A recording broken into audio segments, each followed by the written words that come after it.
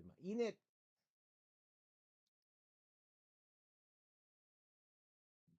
Okay.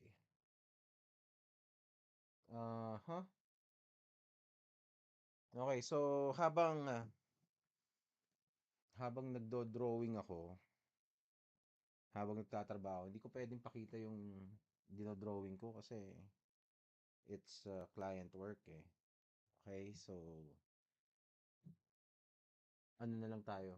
Sana lang hindi tayo copyright strike. Pero tingnan natin kung sa Facebook malamang baka hindi tayo copyright strike eh. Pero dito sa YouTube, hindi ko pa alam. May posibilidad na copyright strike tayo. Okay, so I'm tawag dito. We're gonna watch. I'm gonna be working. So kaya ko lang naisipan to. Okay, bagong pauso ko na naman to, ah. Ano, habang nagwo-work kasi ako, I always watch and or listen to podcast, videos, ganyan. And I thought this time around, since tinry kong i-live stream yung tawag dito, yung wait lang, nasan ba yun? Yung Senate hearing last time, habang nagtatrabaho din, I thought why not do the same thing dito sa ibang mga pinapanood ko, di ba? Sana lang ay hindi ako mapagalitan. Teka, bakit ano? Wait lang ah, ayusin lang natin tong page natin. Ah, nasaan? Hindi yan. Ayun, okay. Umepekto naman pala. Wait lang. Lakihan natin yung mga font nito. Ayun. Lakihan natin ng konti para mabasa ko. Hindi pala eh, si Jupao Gasol. What's up, bro? Para nababasa ko yung mga pag may nag-comment. Okay. Konti lang naman tayo. Ewan ko kung may mga manonood nito. Pero this is a debate between two of the widely regarded as great thinkers of this time, of our time. Diba? Si Richard Dawkins is a renowned biologist and author, and also one of the leading voices in the about on atheism worldwide. Okay, especially nung kabataan niya. But right now may mga pagbabago rin, but mamaya na we'll find out kung ano yung mga kung may mga bagong ideas siya. And of course, Jordan Peterson is one of the, if not the most prominent, teka, if not the most prominent philosopher of our time. Probably the greatest philosopher of our time, or most influential. And these two are great thinkers, great thought leaders, and their ideas have profoundly impacted many people all over the world, including myself. Okay? I will try hard to understand yung mga pag-uusapan nila because these guys are extremely intelligent. Okay? So, tingnan natin kung kakayanin natin, and they're gonna be talking about ang pangalan nung ano eh, ang pangalan nung title ng debate nila is memes and archetypes. Okay? So, yung memes kasi, ito trivia. Yung meme actually is yung term na meme ay coined nitong si pangalan nitong si Richard Dawkins himself. Siya yung nag describe kung ano yung meme pero inadapt na lang siya ng internet. Okay? So, yung meme, ano bang ibig sabihin ng meme? Parang ano siya eh, parang gene siya. Ah, parang gene siya na parang nagmumultiply. Parang ganun yung mga memes sa ano eh, mga jokes, 'di ba? Parang it parang it creates life on its own, 'di ba? Parang hindi mo ano eh, it's a profound idea. Hindi mo basta-basta made-describe 'yon. Kailangan pag-isipan mong mabuti yung jokes, bakit ba siya nakakatawa, 'di ba? Kasi madaming klase ng memes eh, 'di ba? May mga iba't ibang klase ng ah, minsan hindi joke, minsan hindi nakakatawa yung meme, minsan thought provoking, 'di ba? Minsan quote lang. Pero pag nag-viral siya, parang katulad nung ano, 'di ba? Yung mga crying Michael Jordan. It is a it is a meme. Kumbaga naging parte siya ng kultura, 'di ba?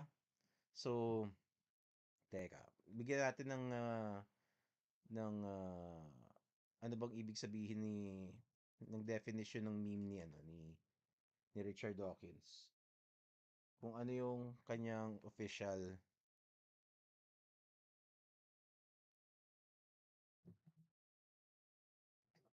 Teka, kung ano yung official definition. Pero parang ganun, ito, a unit of cultural transmission or unit of imitation and replication. So parang ganun nga yung sinabi ko. Ang hirap lang intindihin pag ganito. Di ba? So, it is something na nagiging cultural, di ba? And he's probably talking about society, mga ganyan. Or, teka. Anyway, yun yung meme. And yun yung side ni Richard Dawkins. While archetypes, kay ano naman yan, kay Jordan Peterson side naman yan. Hindi si Jordan Peterson naman ang nag-coin yan. Probably he's gonna be adapting the Carl Jung na concept ng archetype, 'di ba? Carl Jung naman 'yan, which Jordan Peterson is uh, student ng kanyang mga teachings and follower. Putang ina, walang sound, anong walang sound? Wala pa yung wala pa yung video. Hindi niyo ba ako naririnig? Anyway, nakikita ko naman nag-aano yung ano eh. Wala pa, hindi pa nagsa-sound yung yung video, hindi ko pa na-play. Okay? So, yun yung intro natin dito. I'm gonna be working. Hindi ko pwedeng pakita yung aking dinodrawing dahil bawal. Pero dito, teka, ano yan? Okay na daw. Okay, okay, okay. Okay, so play na natin to. I think was very productive. Join us for that. May echo, ha? You said that you were a cultural Christian, but what did you mean by that? Virtually nothing. Dr. Peterson, you're drunk on symbols. What I care about is the truth value. I see no truth value in the claims of Christianity, the virgin birth, the resurrection. Do you believe in any of those? From a metaphorical perspective, any culture that doesn't hold the image of the woman and infant sacred dies. Well, let's go back to what you said earlier, which I was very interested in. You implied there's no difference between whether the text is divinely inspired or whether it evolved. Well, it's the same thing if it's fundamentally reflective of the logos or order. And I think it is. I think that Jordan prioritizes myth and I prioritize fact. I'm not interested in dragons. I'm interested in reality. But my sense is that those two pathways have to unify. Now, it's not like I know how to rectify that. Do you think that that is something that is worth exploring further? That's very something interesting. Yes. Actually, napanood ko na I think yung our first mga point of first parts nito contact, in the spirit of finding those overlapping circles of interests between you two, will be the similarities, if there are any, between the concept of a meme and the concept of an archetype. So, Professor Dawkins, perhaps you can begin by telling us, what is a meme? A meme is a virus of the mind.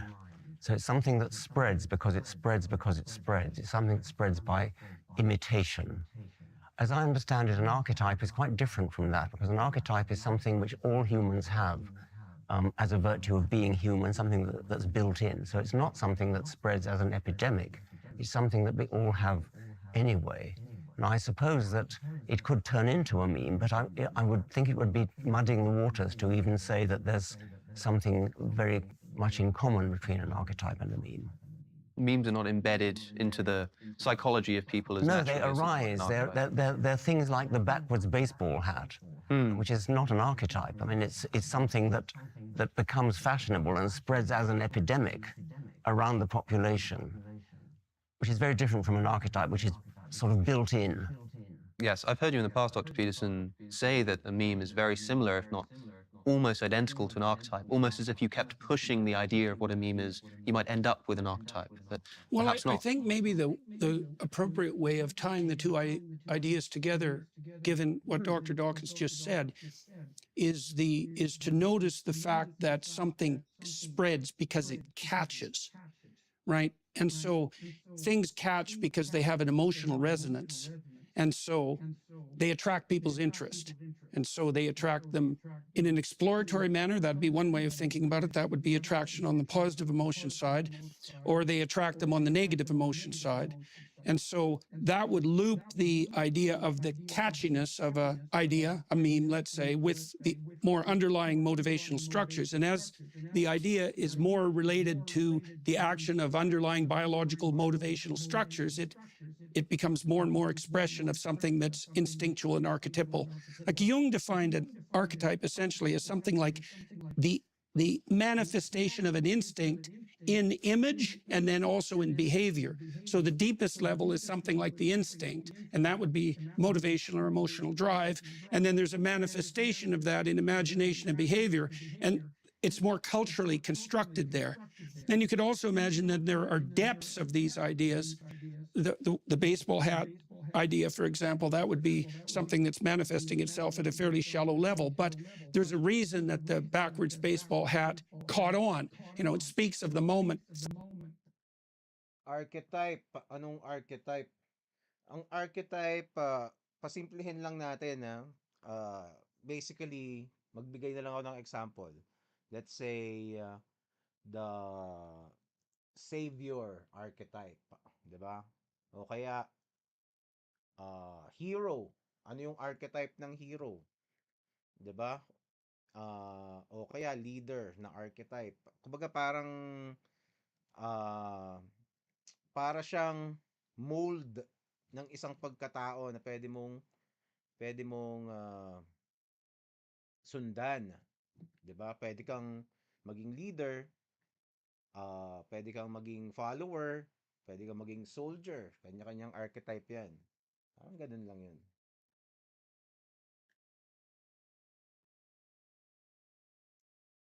For whatever reason, and it's linked to the biology through the fact that it captures interest for some reason. So perhaps something like the archetype being a more fundamental psychological concept that memes can then play upon. The backwards Yes, catches on. Well, that seems implausible to me, but the idea that the archetype could be a reason why some memes spread, that seems to me to be plausible if you believe in archetypes at all. Yeah. But you prefer to think of memes, or you do think of memes as, you refer to them as a virus. Yes, it doesn't have to have a negative it's the connotation. spreadability which is the salient point, and if chiming in with an archetype is a reason why they might spread, then I could go with that. Yeah, and presumably archetypes don't act in the same way. They don't spread through cultures. They don't sort of grow up and die in individual generations. They're much more foundational than that. I think you have to think about it hierarchically. You know, that there's something in the structure that would make itself manifest as an archetype. There's something that's foundational and deep that wouldn't change any faster in a sense than the species itself changes. But then there would be efflorescences of that idea that would be less permanent as they were more attuned to the specifics of the time. So, and that's not saying anything different really than saying that there are ideas that make themselves manifest at different levels of depth, which is also a complex thing. Like it's not that easy to specify what makes an idea deep, which makes it more archetypal, and what makes it transient and trivial. There's a relationship between such ideas. There's no idea so trivial that it doesn't touch the depths because no one would care about it, right? So, but archetypal ideas do have that capacity to spread virally and to rise and fall. You see that, I think you see that in the history of religious ideas. You know, that religious ideas can be very catching because otherwise they wouldn't spread. Now, there's variation in them like there is in languages, but there's also something that's core that makes them identifiable, let's say, as religious ideas rather than as any other sort of idea. I mean, one of the things I was really interested about, I sent you an email at one time asking you if you had read Mircea Eliade, especially The Sacred and the Profane, but he also has a 3-book series called A History of Religious Ideas. And I really like A History of Religious Ideas. It's a great book. And one of the things it does is analyze a particular widespread religious motif, which is the battle between the gods in heaven. You see this idea in many, many cultures, and each god is the expression of a mode of perception or a mode of being. And what you see happening in a multitude of cultures is that there are many, many ways of seeing the world and acting in it that are metamorphized into something divine. And as cultures mingle and mix, their gods compete in the space of the imagination, and something like a hierarchy forms. That's the emergence of something like monotheism. And the associate. So we've been talking a little bit about the concept of a meme. I think it would be strange to be suspicious of the idea that memes are a thing that do exist and transmit, but there might be more room for suspicion about this concept of the archetype. I was wondering, Professor Dawkins, what you think about the concept of archetypes in general. Well, for example, if we take the idea of the gods competing with each other, that I take it is a proper archetype because it's present in all cultures. I presume you mean something that's built in genetically, ultimately, I suppose, that something about our brains makes different cultures invent the same kinds of religious symbols. Yes. And things like a battle between gods is one. That's one. And there might be others. It's not that convincing. I mean, it's such an obvious thing because we have human battles, and therefore an idea of battles between gods would not be that implausible. So it doesn't strike me as a very penetrating observation. Well, I think the thing that's interesting about it, the thing that's been interesting to me about it is to start to understand the nature of the universal themes and how they're expressed in stories. I mean, one of the things I wanted to explore with you. So basically, ang sinasabi ni Richard Dawkins, yung kultura, parang nasa utak yung meme, 'di ba? Meron tayong tendency na ang mga tao may tendency na mag-follow through sa isang idea and give life on its own, 'di ba? Like yung mga kultura like let's say paggalang sa magulang, presumably, 'di ba? O ganyan. So nagfa-follow on 'yon na hanggang sa maging kultura mo. And then it will shape our society. And hawig 'yon nung archetype na sinasabi. Na kasi pwedeng maging archetype yung kultura kasi parang isang archetype siguro, isang masunuring bata, 'di ba? O kaya yung magalang sa magulang, 'di ba? It could help create an archetype. because I think this is an idea that's at the core of the cultural conflict, is the postmodern types seem to have stumbled onto something which I actually think is true. And they're not the only discipline that's come to this realization, because you can see it emerging in neuroscience and in AI and in robotics as well, that we see the world of facts through something that, when described, is a story, because we have to prioritize our perceptions. We have to prioritize facts. And as far as I can tell, a story is a verbal account of how our perceptions and the facts that we encounter are prioritized. So, for example, when you go see a movie, the movie has a hero, and what the writers do is they show you how the hero prioritizes his perceptions, what he attends to, and how he acts, and you derive from that the story of his life and his ethic. And the idea that we have a story, that we have to organize our perceptions in priority, and that the description of that organization is a story, that's a very revolutionary idea. And I think the postmodernists got that right. And I think that's why we have a culture war going on, at least in part, is because the idea that we see the world through a story, or that a story is a description of the structure through which we see the world, I think that's accurate, because we have to prioritize our perceptions. So, Professor That's a Dawkins, tricky problem. Well, I would prioritize my perceptions like this. The fact that I care about are the facts that are true and have evidence going for them. And I'm not that interested in symbols. I think, Dr. Peterson, you're drunk on symbols. Yes, you mentioned. Yun.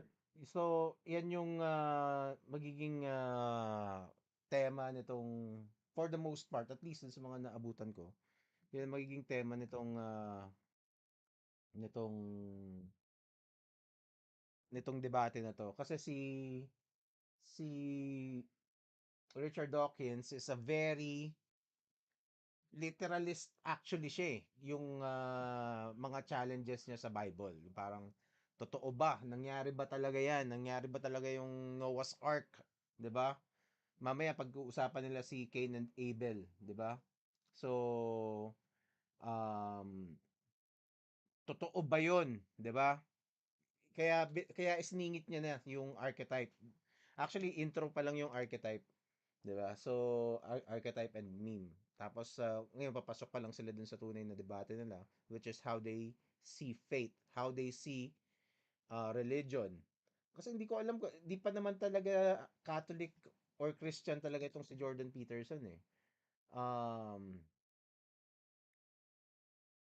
okay, so ano purpose siguro dyan, what makes sense? Well, they just um ganyan ang gusto kong mangyari sana eh, ng mga debate dito sa Pilipinas, na hindi mag-aano kayo ng sino ba ang tama sa ating dalawa, 'di ba? Maglalatag ka ng idea mo, kasi pagdating sa idea, unless napakasama nung idea mo, 'di ba? Hindi mo pwedeng sabihin mali eh, 'di ba? Unless evil yung baka gusto mong genocide ang idea mo, para si Hitler ka, 'di ba? Hindi mo pwedeng sabihin basta-basta mali eh. Pero kung let's say pinagtatalunan mo lang yung position nyo sa morality, 'di ba? Who's to say kung alin ang tama o mali? Kasi madaming mag-aapekto diyan, like culture, like kung yung technology nyo, ganyan. Kasi yung morality noong yung what is accepted as moral noong panahon ng mga Aztec, 'di ba? At saka yung yung morality sa modern world, magkaiba 'yon. Pero they were both fine with it. 'Di ba? Yung kultura nila, yung society nila noong panahon ng mga Aztec, sa kultura nila, okay lang na kunin mo yung tumitibok na puso, dukutin mo para ialay sa rain god yung mga tao, 'di ba? So ngayon hindi na ano 'yun, hindi na pwede 'yun obviously. Pero uh when you consider all things considered, pareha silang moral. Depende na nga lang kung kailan, kung kaninong batayan yung gagamitin mo. Okay? I've heard that comment. Yeah. Yes.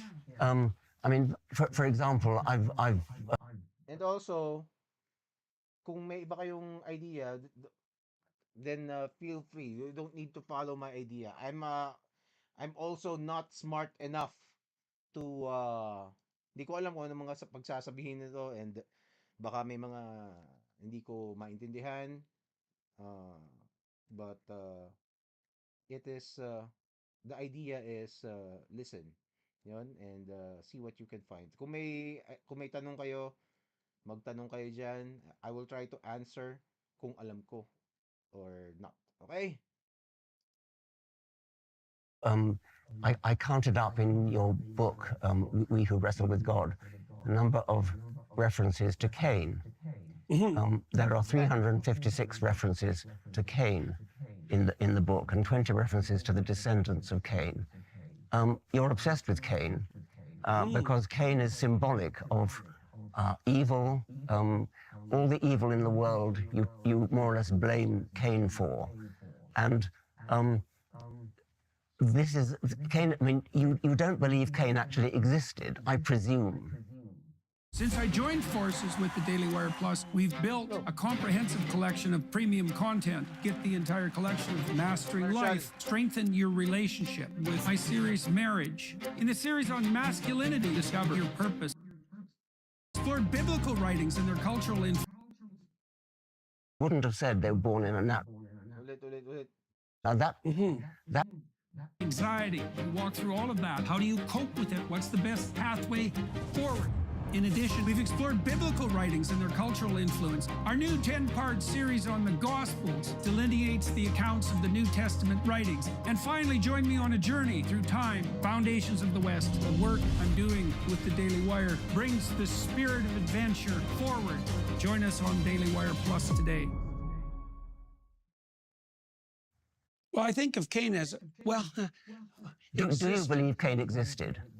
I think the pattern that Cain represents is an eternal pattern. And so yes, it's a that's higher different. level of existence. That's different. I realize well, there that. are Cain types who exist, and they're Yeah, very well. There are Cain types. But Cain himself, I mean, you give the game away where you say in your book, Cain and Abel were the first humans to be born in the natural way. Now that betrays you as it were pretending you think they really existed, because you wouldn't have said they were born in a natural way unless you were muddling up facts with symbols there, because you don't think that Cain and Abel existed.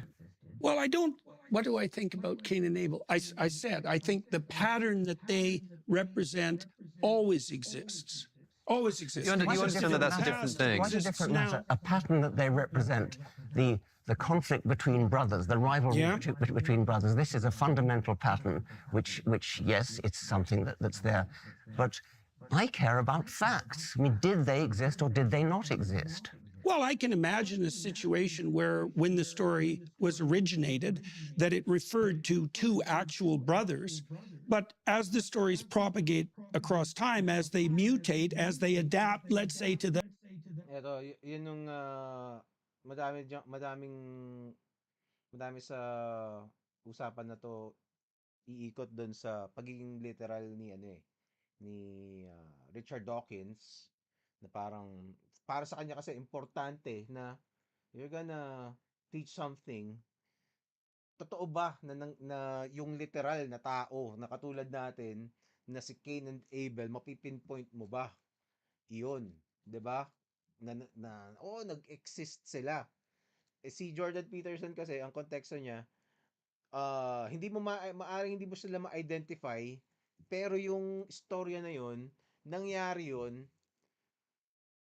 once upon a time, and it was repeated, 'di ba? It was repeated orally, yung mga kwento, 'di ba? And the story nung jealous brother ng sin was transmitted. Pero yung actual na ano yung hihingan mo ba ng picture si Cain and Abel, o kaya parang may birth certificate ba? So pero yun yung para kay Richard Dawkins, importante yun para maniwala ka. So dito medyo nahirapan si Jordan Peterson dito eh. So kaya interesting to. And maybe for some people, mababaw na explanation yung kay Richard Dawkins, 'di ba? Kumbaga, obviously wala pang mga record nun ng mga wala pang munisipyo, 'di ba? Kung meron man, malamang nasira na 'yon o nasunog na 'yon, 'di ba? So, parang kung by all things considered, it would be unfair to ask for that physical proof. O kaya hukayin mo yung yung mga labi ni Cain at Abel, 'di ba? So, tingnan natin kung equipped si Jordan Peterson na sagutin yung mga ganung tanong. To the structure of human memory, they deepen and they become broader. And so then they become emblematic not only of the pattern of conflict that might characterize the original two brothers that the story was about, but about the conflict between brothers as such, and then the more fundamental levels of conflict that exist within human beings, which is what you see in more sophisticated literature. It's like the biblical accounts speak of fact in a factual manner upon occasion, but the biblical accounts also speak poetically and metaphorically and allegorically, and people who are sophisticated in biblical analysis have known this for centuries. The biblical literalists generally suffer from the problem that they don't even know what it means to be literalist. There's lots of unsophisticated ways of approaching a text. Okay, let's see what Professor Dawkins thinks about that. Well, I suppose I'm a literalist. I mean, and you give the game away when you say Cain and Abel were the first humans to be born in a natural way. Well, I'm speaking allegorically there within the confines of the text. I mean, what I meant by that was that the way the story lays itself out is that Adam and Eve are created by God, and so they're not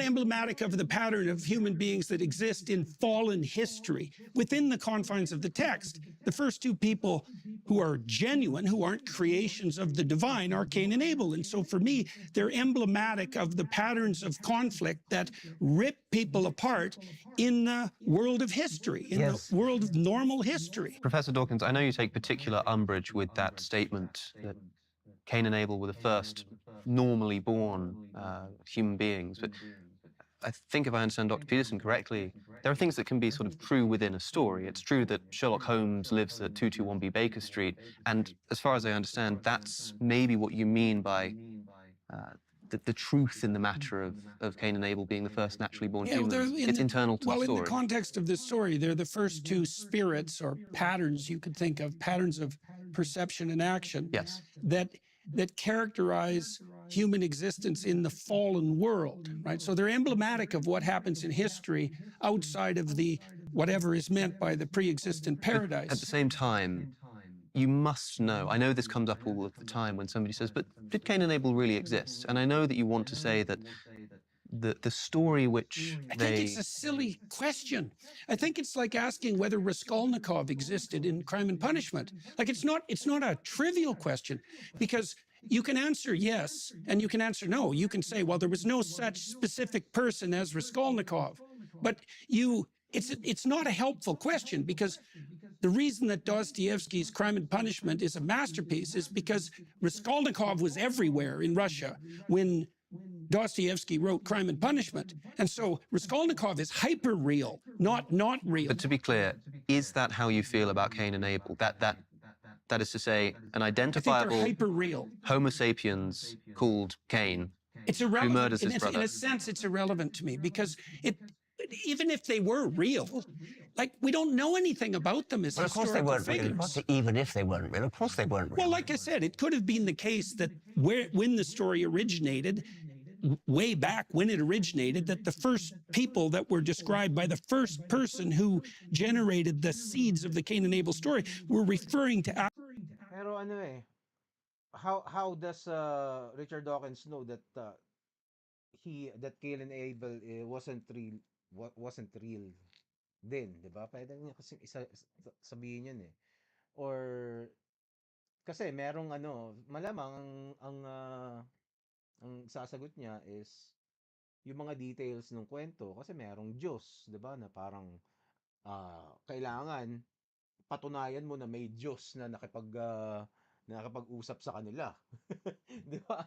So, ultimately, parang ang, bottom line nito is, yun nga, may mga supernatural na ano, na elements kasi na hindi kayang tanggapin ni Richard Dawkins na kasama sa Bible, 'di ba? And not just Richard Dawkins, kahit ako mahihirapan din akong ano niyan, eh, tanggapin 'yun. Um, 'Yun. And a lot of other people. Actual people. But it doesn't matter because the text is being compressed and modified over a vast span of time. And it's accreted all sorts of meanings that certainly weren't part and parcel of whatever the original Well, let's story was. take the point Alex was making. Within the confines of the story, Dostoevsky was a great writer.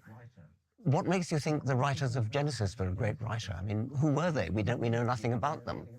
Well, I think they were great writers because I think I understand the patterning of the stories and what it points to. I think the idea, for example, that Cain and Abel are emblematic of two opposed patterns of adaptation to the world is brilliant.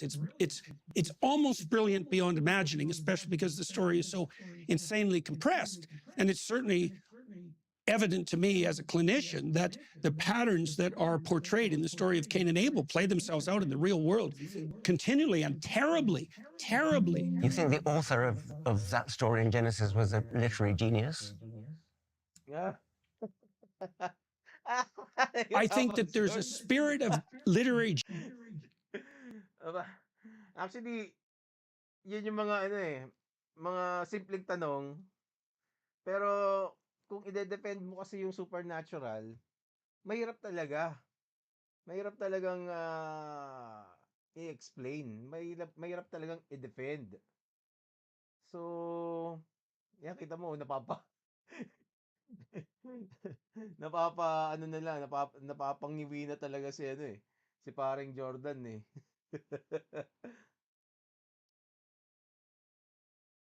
Genius at work across millennia, crafting that story so that it has almost an infinite depth.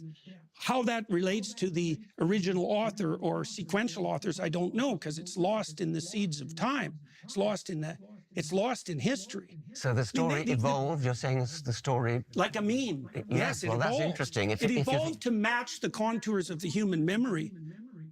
That's exactly it, is that these stories, that's part of their archetypal nature. Like, so they have a emotional and motivational expression, but as they propagate across time, they also evolve so they're maximally memorable.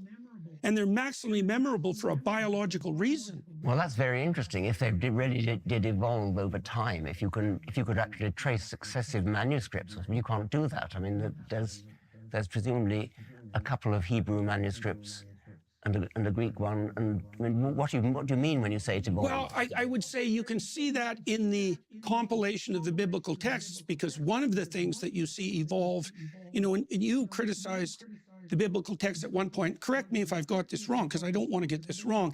You said that there isn't anything in the biblical text that constitutes, let's say, significant original discovery, which is something that you'd expect if it was of divine providence, let's say, divine providence. And so, and I think, I was thinking about that objection, and I think that one of the discoveries that the text lays bare in an insanely brilliant manner is that the foundation of the community is sacrifice, that's an appropriate conceptualization. And you can see the concept of sacrifice evolve across the biblical texts as they're sequenced chronologically in the overall story that makes up the biblical text. The idea of sacrifice becomes more and more sophisticated. It's more and more elaborated. It's more and more specified. It's more and more embodied. There's an obvious progression in ideas. The progression, where do you see that progression? In successive manuscripts, or in the successive stories as the text progresses, the way a novel progresses. So something like sacrifice in the Old Testament, sacrifice in the Old Testament, all the way through the New Testament text is a sacrificial story as well. The Passion story is a story of sacrifice. It is and indeed. The sacrificial motif recurs continually through the biblical text, and it's elaborated constantly. And okay, so the criticism is the Bible as a text gives us nothing to indicate that it has divine origin. There's nothing that we can read in it where we think there's no way this idea could have evolved were it not divinely put into this text. That's a criticism that perhaps Is that Professor what you Dawkins think? made in the past. Well, I think it's reflective of some order that's so profound and implicit that there isn't a better way of describing it than divine. But I don't really care if we look at that from the bottom up, like as a biological phenomenon, or as from the top down. I don't think it makes any difference. It doesn't make a difference whether it was divinely inspired or whether it evolved within human. I don't think look, okay, so let me ask you this. Like, I think that at bottom, truth is unified. And what that's going to mean eventually is that the world of value and the world of fact coincide in some manner that we don't yet understand.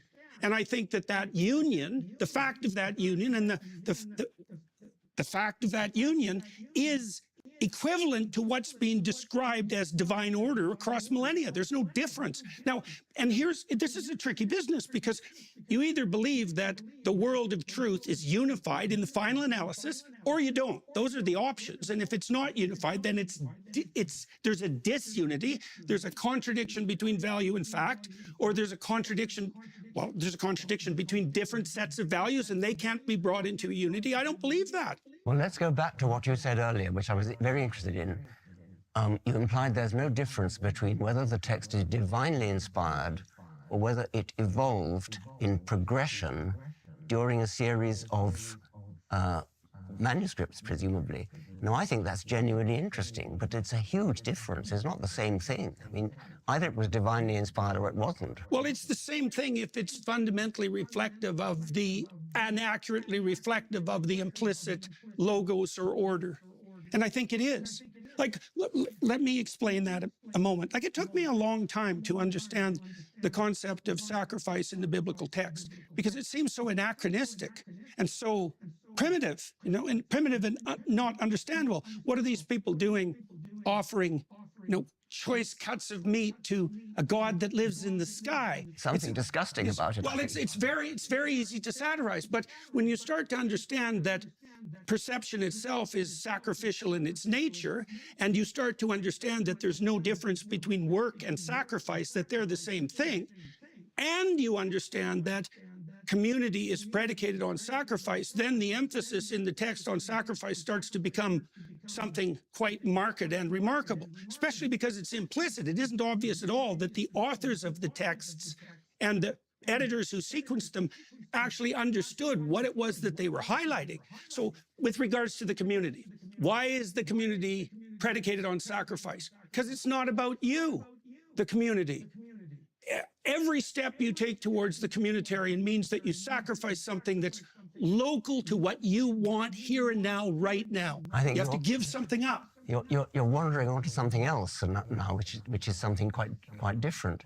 The notion of sacrifice, as you say, it goes right through the Old Testament and the New Testament. The sacrifice of Isaac or Ishmael by Abraham and the sacrifice of Jesus is the same idea. I think it's a very unpleasant idea, by the way. But what are you actually saying? Are you saying that Abraham did or did not sacrifice Isaac? Are you saying that Jesus really did die for our sins? I mean, do you believe that? Do you believe that as a fact, that Jesus died for our sins? We have a big election coming up, and there's a lot at stake. But here's something to consider. Regardless of who's sitting in the White House or in Congress, the fuse on the economy has already been lit. 4 years of a conservative presidency won't be enough to turn the tide on our $35 trillion in national debt. And if the left wins, well, it's like throwing gas on a dumpster fire. Now, you don't have much control over the election's outcome, but you can protect your savings by diversifying now into gold with help from my friends at Birch Gold. That's right. For millennia, gold has stood firm in the face of greedy governments, economic upheavals, and it can protect you now.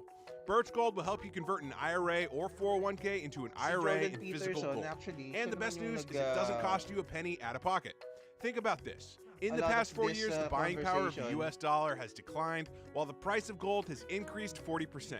Coincidence? I think not. Here's what you need to do. Text Jordan to 989898 to get your free info kit on gold, then diversify. As the exclusive gold partner of the Daily Wire for the past 8 years, you can trust Birch Gold. Don't let economic uncertainty threaten documents. your financial future. Take action now with Birch Gold. So, Text you Jordan to the gotta number use 989898 philosophy, for your free info kit today. history. That's Jordan to the number 989898 today.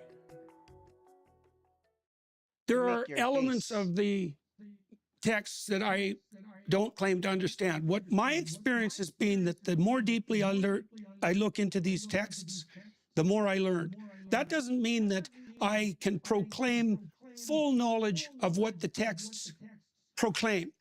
But I don't think, and I'm not trying to play a trick here. You know, I watched an interview that you did recently where you were talking, I think it was with Pierce Morgan, yeah, about the complexities of trying to understand this strange realm of quantum phenomena, right? And we have a trouble with quantum phenomena because at the micro level, things don't act like things act at the macro level. So they escape our intuitions. And one of the things you said was that although it's perhaps even impossible for creatures embodied like us to get a grip on quantum phenomena, the strange wave particle duality, for example, we have ample evidence that it works and stellarly. And I would say exactly the same thing about the biblical texts. If they run into a mystery, like there's a horizon of mystery, which I do not claim to penetrate, but insofar as I've been able to understand the texts, every time I make a improvement in understanding, it reveals something to me that's just like shattering. Quantum physics is deeply mysterious, and you're saying that biblical texts are deeply mysterious. The difference is quantum physics, the predictions you derive from quantum physics are fulfilled to the umpteenth decimal place. The umpteenth decimal place, I mean, I think it was Richard Feynman says, equivalent to predicting the width of North America to the nearest hair's breadth. Now, Right. that's impressive. That's No doubt. The mystery there, as it were, gains its credentials by its predictions. The mysteries of the Bible don't have any credentials at all, as far as I can make out. Well, I guess the credentials that I would put, you made a statement a couple of months ago that I found very interesting. And I don't claim to understand it, and I'm not trying to put you on the spot with it. You said that you were a cultural Christian. Okay, and so that raised a number of questions in my mind.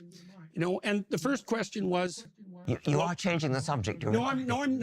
No, I don't think so. Okay. I may be leaping outside of the topic a bit to We get can back do to it. cultural Christianity, but I think, because I have a list of questions that you wanted to ask, and that is one of them. But I think Professor Dawkins did ask you. you. were referring to the predictive power and to the utility of the quantum, yeah, stories. yeah. Okay, so that's actually what I was trying to Okay, zero fine. in on. Go ahead. Okay, so that was the point. Well, it seemed to me that your proclamation that you were a cultural Christian was a recognition and a statement that you had found something in the culture that had been derived from Christianity that you had an affinity with, and that there's some reason for that. And one of the things I wanted to ask you is, well, what do you think that Christianity got right that allows you to make a statement like that? I mean, I know that there's differences perhaps in what we both think about the ultimate veracity of the biblical stories.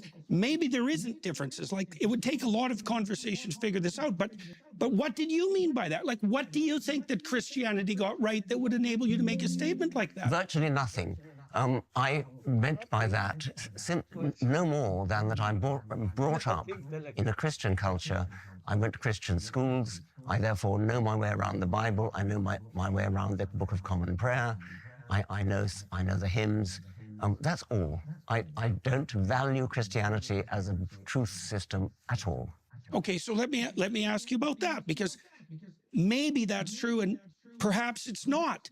So the first question is, like, do you think that there are any marked differences between cultural traditions that would enable you to rank order them in terms of their ethical validity? Yes, I do. Okay, so for example, we could contrast mainstream UK Christianity with Islamic fundamentalism. Yes. Okay, so there's a hierarchy. There is a hierarchy. Okay, a hierarchy that points to what? Well, in the case of Islam, I dislike any religion which punishes apostasy with death, that throws gay people off high buildings, that practices clitoridectomy. That seems to me to place Islam on a lower level than Christianity, but that's not to say anything very positive about Christianity. Well, it might be to say something positive about Christianity. Like, I think that question is open, because you might ask yourself, what did Christianity get right that led it away from ang problema ko kasi dito kay Richard Dawkins on how he and actually itong si Richard Dawkins is ano parang poster child yan ng mga atheist talaga. Kumbaga, yan yung kung may kung may masasabi kang classical atheist ng of the modern era kasi hindi ko alam kung anong klase yung mga atheist nung mga nakaraan, nung mga medieval period, di ko alam, di ba? Pero sa ngayon, basically yung atheism ganyan yung itsura ni ano na ni parang si Richard Dawkins na parang very literal ang tingin sa Biblia, 'di ba? Na just because you cannot prove that the events happened the events in the Bible happened point per point as it is, 'di ba? Just because na hindi siya naniniwala doon, then definitely well, ina-acknowledge naman niya na parang may mga historical value yon. Pero yung mga pagdating doon sa mga supernatural elements ng ano ng Bible, hindi niya dinidismiss niya talaga yon. There's no proof. Then therefore, ang problema sa kanya, then therefore wala nang wala nang value yung Biblia, 'di ba? Although sinasabi naman niya pero at saka yung religion. Parang ang approach naman ni Jordan Peterson, okay, hindi natin kayang i-prove yung lahat ng detalye dito sa Biblia, pero it is undeniable that the elements na although supernatural at napaka outrageous kung well, hindi naman siguro tama yung outrageous, napaka unbelievable na lang sa ano sa sensibilities lalo na ngayong modern age na parang bawa yung kinain ka ng ano ng balyena, 'di ba? So uh merong philosophical value doon, 'di ba? Merong philosophical value and those values had greatly affected on how we molded our society right now. Yung mga batas natin, how we treat each other, wherein we agree, at least most of us agree, na mabuti at moral ay nakabase doon sa mga turo noong sa Bible, 'di ba? Kung ano yung moral, kung ano yung tama, mali, ano yung katanggap-tanggap, ano yung just, 'di ba? Our our senses yung ano, yung rights, 'di ba? Yung rights pa lang eh. Kasi sinong magbibigay sa ng right? 'Di ba? Yung human rights. Sino walang ibang makakapag without the concept of God and even religion, the concept of human rights will not stand. 'Di ba? Doon pa lang eh. And those concepts came from these books, especially the Judeo-Christian teachings. And even though you can't your scientific mind cannot accept na na merong kinain ng malaking isda at nabuhay ka doon sa ilalim ng dagat for 3 days and then iniluwa ka para magpalaganap ng salita ng Diyos, 'di ba? Kahit hindi mo kahit yung scientific ba yun, imposible 'yon. 'Di ba? Imposible 'yon. Pero yung epekto ng mga kwento na 'yon had helped us reach this modern times. 'Di ba? Yung mga values na 'yan. Masyadong mahaba ng ano, masyadong hahaba tong litanya ko. Kasi mga historical references na yan eh. Diba? Sa American Revolution, mga ganyan. Kung saan-saan pa. Yung mga saligang batas natin. Doon na lang sa ano, lagi ko sinasabi, yung Ten Commandments, di ba? Basically, yung Constitution natin, expanded na Ten Commandments lang yun eh. Di ba? So, saan ba nanggaling yun? That is Judeo-Christian philosophical shit. Di ba? And imaginein nyo na lang kung wala yung Ten Commandments, kung wala yung batas. Kumbaga, pwede kang, hindi mo nga, ang challenge mo nga, gumawa ka ng ano eh, ng sarili mong batas na hindi nakabase sa ano sa Ten Commandments. Or gumawa ka ng sarili mong Ten Commandments na hindi gagamit nung ginamit doon sa Ten Commandments. And tingnan mo kung anong klaseng society ang magagawa mo. And ako kasi kahit ako nahihirapan akong tanggapin yung mga supernatural, bawa yung Noah's Ark, yung mga ganyan, yung Genesis, 'di ba? But I get the value of having this moral code, 'di ba? Na-establish kung saan inadapt ng mga civilizations around the world na nag-lead sa panahon natin ngayon. 'Yon. Tuloy natin. Those particular presumptions and towards something that you regard as more ethically appropriate. Like, this isn't a trivial question. It's a very modest claim. There's not very much. I mean, to be better than a religion that throws gay people off high buildings is not really a very virtuous achievement. Ayun. Mga ano yan, mga criticisms naman na valid naman yung mga criticisms ni Richard Dawkins kasi na yung mga punishments na ganyan against gay people, against yung Leviticus at saka yung mga nakalagay sa Quran, 'di ba?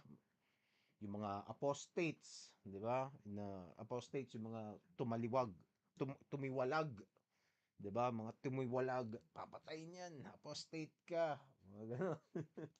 So, napaka-barbaric noon, especially for somebody as sophisticated as Richard Dawkins, who is extremely smart, a man of science, a man of culture, probably napakayaman na rin nito, 'di ba?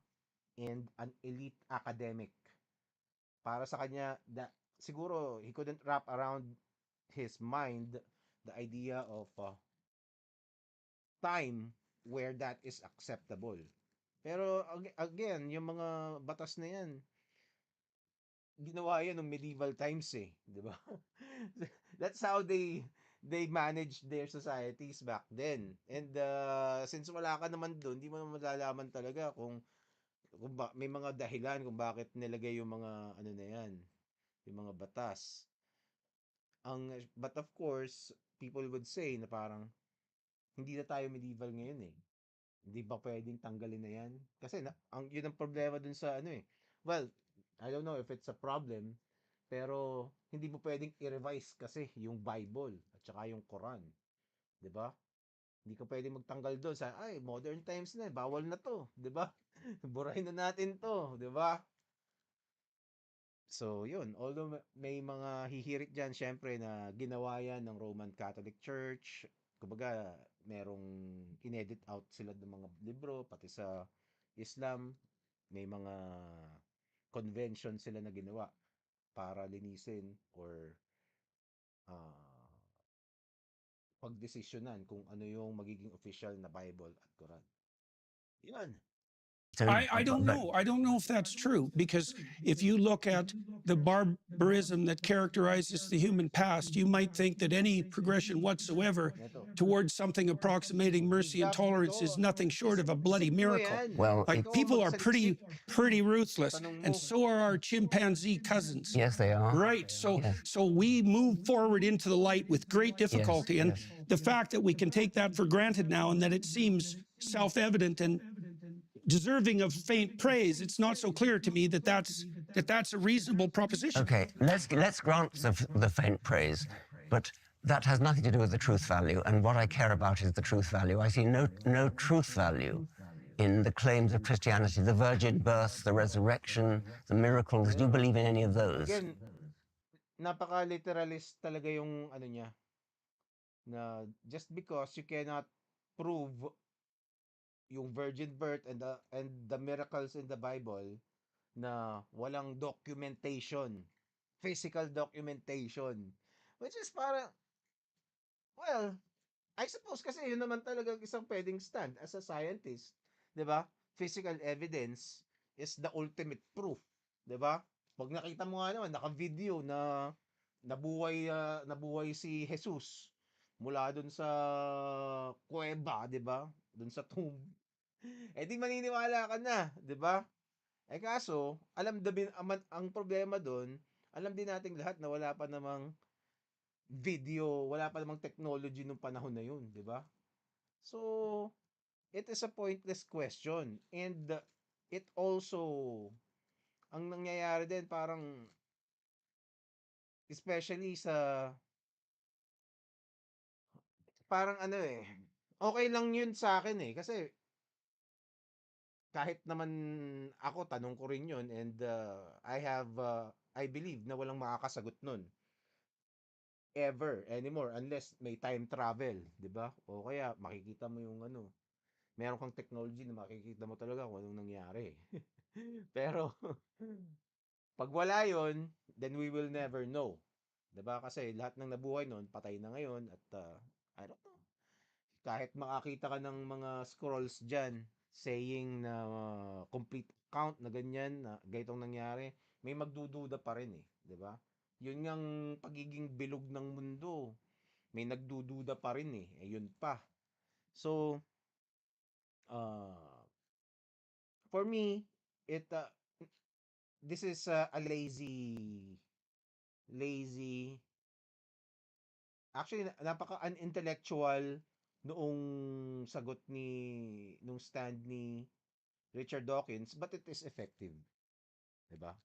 Kaya nga very challenging talaga na gano'n ang ang dito sa position ni Jordan Peterson.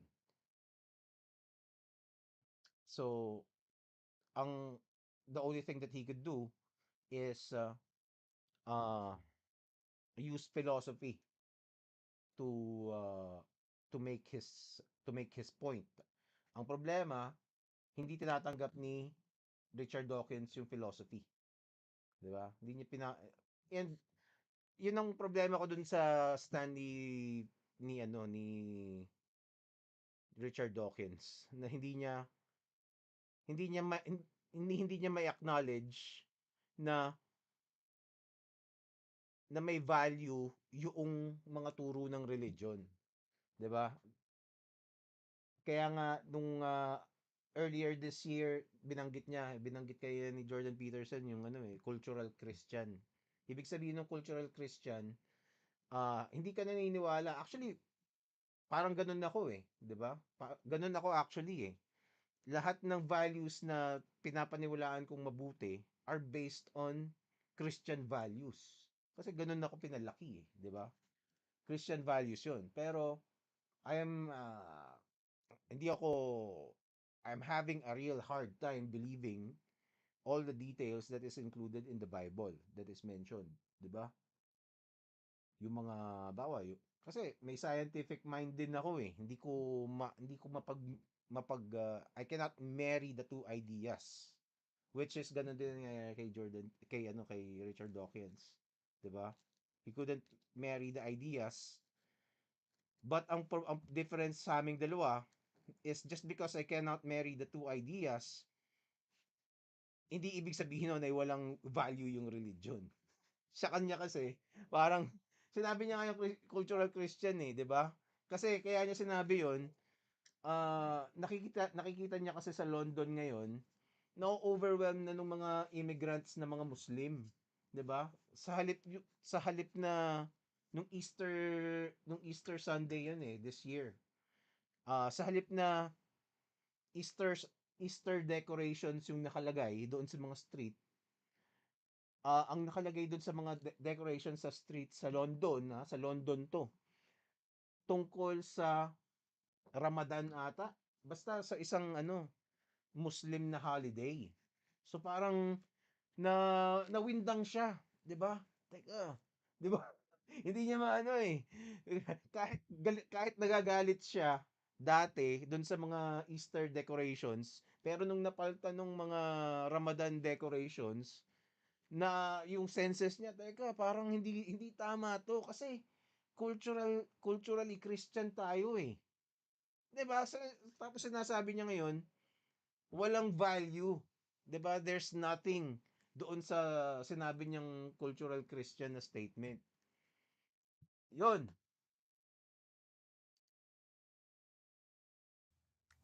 Do you believe Jesus was born a virgin? As I said before, there are elements of the text that I don't So feel yun. qualified to comment Yung on. mga details, My experience has been that the more, specific like I details know ang from a metaphorical pinangahawakan ni perspective and Richard from a Dawkins. mythic perspective what the story of the virgin birth means. And I accept that. I know, for example, that any culture that doesn't hold the image of the woman and infant sacred dies. Do you mean And I don't know how that needs to be expressed in a Is it form that true, though? do you mean that you don't know? well, let me ask you about that, because truth, this is something I talked with Sam Harris about too. Truth, as we know, is a tricky business. Do you think there are differences in the truth claims tama. between different writers of Yun fiction? yung mayor ng London. Like, is Dostoevsky more profound than? No, well, I wouldn't call fiction truth claims anyway. I mean, Well, these are... Then on what grounds do we rank order the fiction in terms of quality? Like, Dostoevsky is a profound purveyor of fiction on the philosophical front, unbelievably deep and profound. Yes, There's but- something true about what he's writing about. It's nothing to do with the truth that science is concerned with. The truth of science is the truth that gets us to the moon. I mean, this is nothing to do with Empirical whether truth ang ano eh, one ang- writer of ang- fiction it's the has only a sort of truth that insight into matters human to- nature. That goes without saying. I accept that. Okay, so how do we deal with the notion that on the purely factual side, how do we deal with the idea? Let's take you talked about clitoridectomy. Let's talk about the oppression of women. Yes. We make a scientific case that that's inappropriate, or is it a case that we're making on some other grounds? Like I see in the Judeo-Christian tradition, one of the earliest pronouncements is that both men and women carry the image of God, both.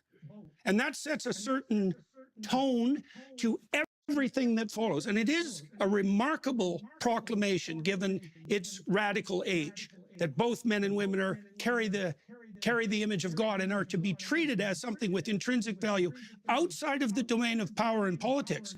And it isn't obvious to me, having thought about this a lot, how we deal with that in the pure realm of fact. Because one of the facts is, if I can oppress you, why the hell shouldn't I? Yeah, my job is to keep things on track here. I think there are a number of Yeah. questions which Professor Dawkins has asked quite directly Yeah. that we still haven't really heard an answer to. Okay. When Professor Dawkins asking about the virgin birth, you started talking about metaphor, you started talking about myth. I think anybody listening to this conversation will understand that maybe a society that doesn't believe in the virgin birth won't work. Maybe that's the predictive power that you're talking about. But I think you must understand that when Professor Dawkins is asking you, do you believe that Jesus was born of a virgin? He means something like a biological fact. And by the way, saying I don't know, or saying, I'm not qualified to comment, is an answer to that question. But is that your answer, that you don't know? I said earlier, and I would hold to this, is that there are elements of the text that I don't know how to, that I'm incapable of fully accounting for. I can't account for what the fundamental reality and significance of the notion of the resurrection is. My knowledge just ends. Sure, but I know that whatever happened as a consequence of the origination and the promotion of the Christian story was powerful enough to bring Rome to its knees and demolish the pagan enterprise. So there's some power in that story that's... Yun. Yun yung philosophical truth na example na sinasabi ko. Kasi yung power na yun na that led to the movement that eventually overcame the Roman Empire, although nangyari yun several hundreds of years later, 'di ba? Pero doon sa konsepto nung yung story ni Jesus Christ at saka yung Christianity, nagsimula yun dun sa virgin birth eh, 'di ba? At least isa yon sa mga beginnings. Kasama yon. So, Richard Dawkins is importante sa kanya yon na teka, para ganito yan So, para nakita mo yung result later, hundreds of years later, na yung Christianity eventually ruled the Roman Empire, which was a pagan society before. 'Di ba? Um, si Jordan Peterson or any other theist, hindi nila ma-prove na nangyari talaga yung virgin birth. 'Di ba? Na si Mary ay nabuntis ng mag-isa lang siya, 'di ba? Tapos yung Diyos Ama yung naglagay kay Jesus sa sinapupunan niya. Tapos so virgin birth siya, 'di ba? So at least that's how the story goes or something like that, 'di ba? So dahil doon, dahil hindi mo na-prove 'yon na nangyari 'yon, then Christianity is nonsense. Even though eventually hundreds of years later, this same Christianity na sinasabi mong nonsense was able to topple the Roman Empire. Yun ang punto ni Jordan Peterson, which is a different kind of truth than empirical truth na dinedemand ni Richard Dawkins. Naintindihan niyo ba ako? Ang hirap ipaliwanag nito, mga hayop kayo! Naintindihan mo ba, dada? O nagsasayang lang ako ng laway. 'Di ba? So hindi lang siya empirical truth na although yes, how amazing it would be na mapapatunayan mo na ito yung truth na nakita mo may video documentation na nag-usap sa ni Angel Gabriel, 'di ba? 'Di ba parang kaso wala eh, 'di ba? Pero nakita mo yung result. Nakita mo yung result that this is a movement, and without the Roman Empire toppling, who knows kung makakarating tayo sa sa panahon natin ngayon. Kasi eventually yung Roman Empire that led to the Middle Ages, yung pagbagsak ng Roman Empire. And then the Middle Ages, nagkaroon ng power vacuum a little bit. Nag-rise yung Islam, 'di ba? Tapos yung Europe was basically fragmented. Walang mga matitinong bansa noong mga panahon na 'yon. Lagi silang away ng away. 'Di ba? Nagkaroon ng feudalism until several centuries later, nagkaroon ng Renaissance, 'di ba? Yung Enlightenment ulit. And the Renaissance, tuloy-tuloy 'yon hanggang sa makarating sa atin dahil nagkaroon ng mga enlightened people, nagkaroon ng Industrial Revolution eventually, tapos nakarating tayo dito sa modern times. Okay? So, kung let's say na natiling pagan ang mga Romans, hindi mo it would be a very different path na tatahakin ng humanity, 'di ba? Kung si Zeus pa rin ang wino-worship nila, 'di ba? Kasi iba yung values ng paganism nung hindi ko alam ang tawag doon eh, yung Greek pantheon sa values ng Christianity. Ibang-iba. 'Di ba? Sa kanila pwedeng 'di ba? Naniniwala sila na yung mga gods nakakahalubilo mo eh. 'Di ba? Tapos 'di ba mas ano 'yun, mas wild 'yun, 'di ba? Sa si Jesus, baka nandiyan si Jesus. Ganun yung kanila eh. Ano pa ba? Tapos sa kanila, walang konsepto ng langit. Ang mga nakakapunta lang ang counterpart ng langit sa kanila, yung Elysium. 'Di ba? So, pag makakapunta ka lang doon, kung kung napakalupit mo na warrior, o kaya demigod ka. 'Di ba? Yung mga gods lang yung nakakapunta doon. So, kung normal na tao, hindi ka makakarating doon. Doon ka sa Hades. 'Di ba? Doon ka sa Hades, doon sa namamangka, 'di ba? So, dahil doon, kung nandoon ka lang sa Christianity, ultimong yung mga may sakit, ultimong yung mga ketongin, pwede ka sa langit, 'di ba? Fundamental fundamental.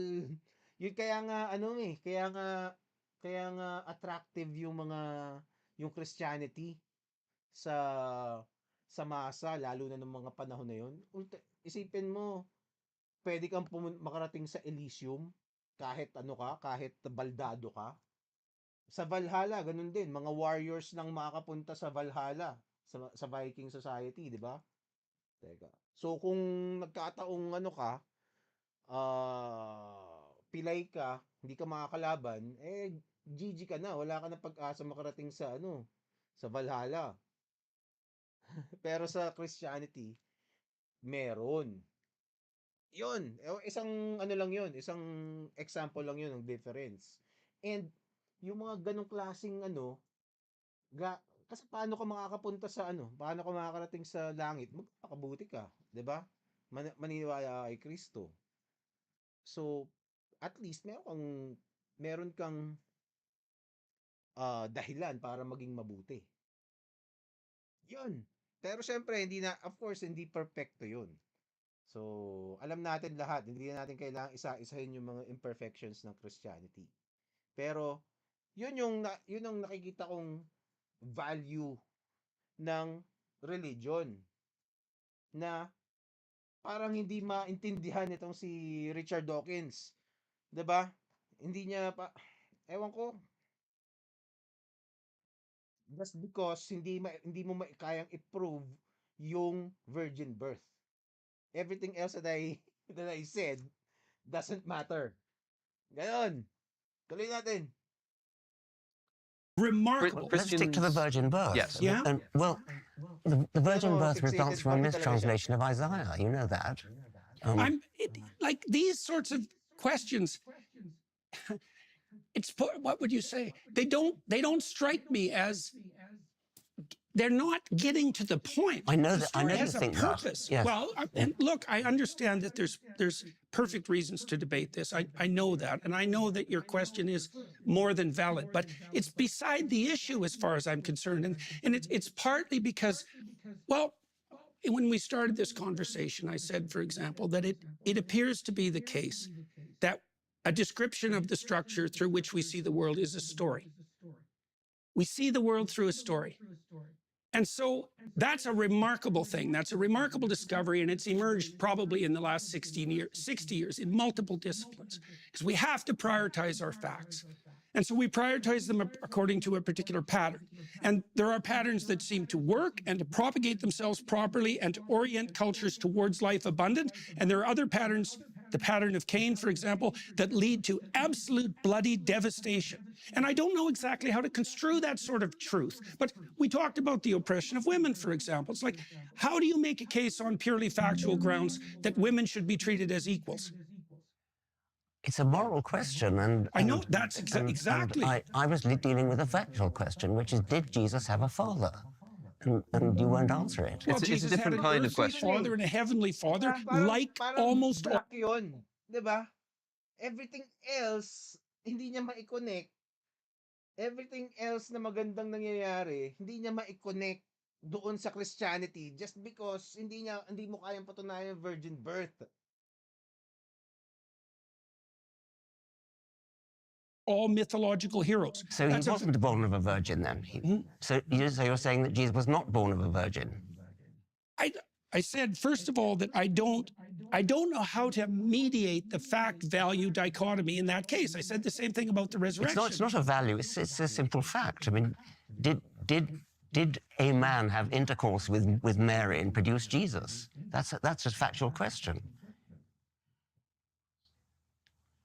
It's not a value question.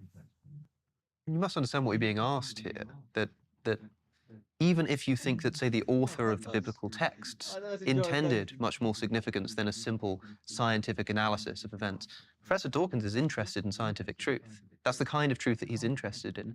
And even if you think it's irrelevant to the point of what the gospel authors were getting at, that first needs to be clarified before you can then begin actually uncovering what the stories are about. So I think Professor Dawkins is asking from a scientific perspective, and maybe you think that that scientific approach is wrong, but if you just take it for a moment, maybe this is how we find out that it is wrong. Let's take a scientific approach, ask the question, did this occur?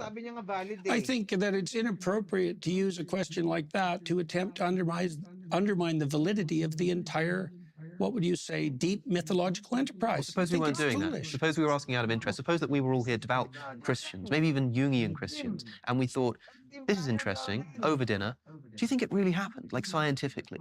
Would your answer just be, I don't know? Yes. And you wouldn't consider it, I mean, it's not an inappropriate question to ask, just on a point of interest. Right. Did this really occur?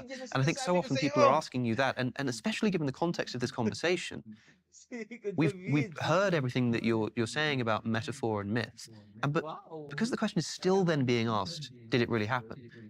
You know that that's what you're being asked. And the way you just so easily said yes, I wonder why you struggle to do that in so many other circumstances. I think because I don't look at the situation the same. The way that Dr. Dawkins and I look at the situation are really quite different, and at many, many, many levels. You know, so even on the meme question, for example, you know, like I know the literature on the history of religious ideas. I see how these ideas have battled across millennia in a manner that is very reminiscent to me of the same sort of claim that Dr. Dawkins is putting forward with regards to meme. I know that literature. Dr. Dawkins doesn't know that literature. And it's very difficult for me to communicate from within the confines of that literature because it's extensive and deep. And we're dealing with things that we don't understand the relationship between metaphoric truth and value-predicated truth and factual truth. We don't understand that. It's a big problem. We cannot, there's no evidence whatsoever from the scientific perspective that we can orient ourselves in the world merely in consequence of the facts. Sure. And that's a fact. And it's a fact that's been detailed out in great detail in the last 60 years by people from a variety of different disciplines. We have to prioritize the facts. That's a value hierarchy. There may be true and false ways of prioritizing facts, but you can't determine the truth or falsehood of the way that you prioritize facts by making reference to the facts. That's a big problem. Okay, let's talk about that as perhaps a slight detour here, because I think we do need to come back to this Christ resurrection thing. But Professor Dawkins, would you say that underlying the scientific enterprise is a fundamentally unscientific assumption? You can make scientific investigations in the world, but in order to do so, you need to choose what to prioritize. You need to choose what to investigate. You also need to value the truth. You need to have a value and a motivation for doing it in the first place. Those kinds of things cannot themselves be scientifically justified. And so does the scientific enterprise have an unscientific assumption of the space? I suppose it does. I mean, I think that maybe just be Jordan and Richard, by the way. I think that Jordan prioritizes myth and I prioritize fact. And he diminished everything to a myth. You don't have to believe the supernatural aspects of it to find value. Doon sa sinasabi mong myth. Okay, kahit sabihin mong myth. Pero that set of myth na sinasabi mo is very powerful and very true.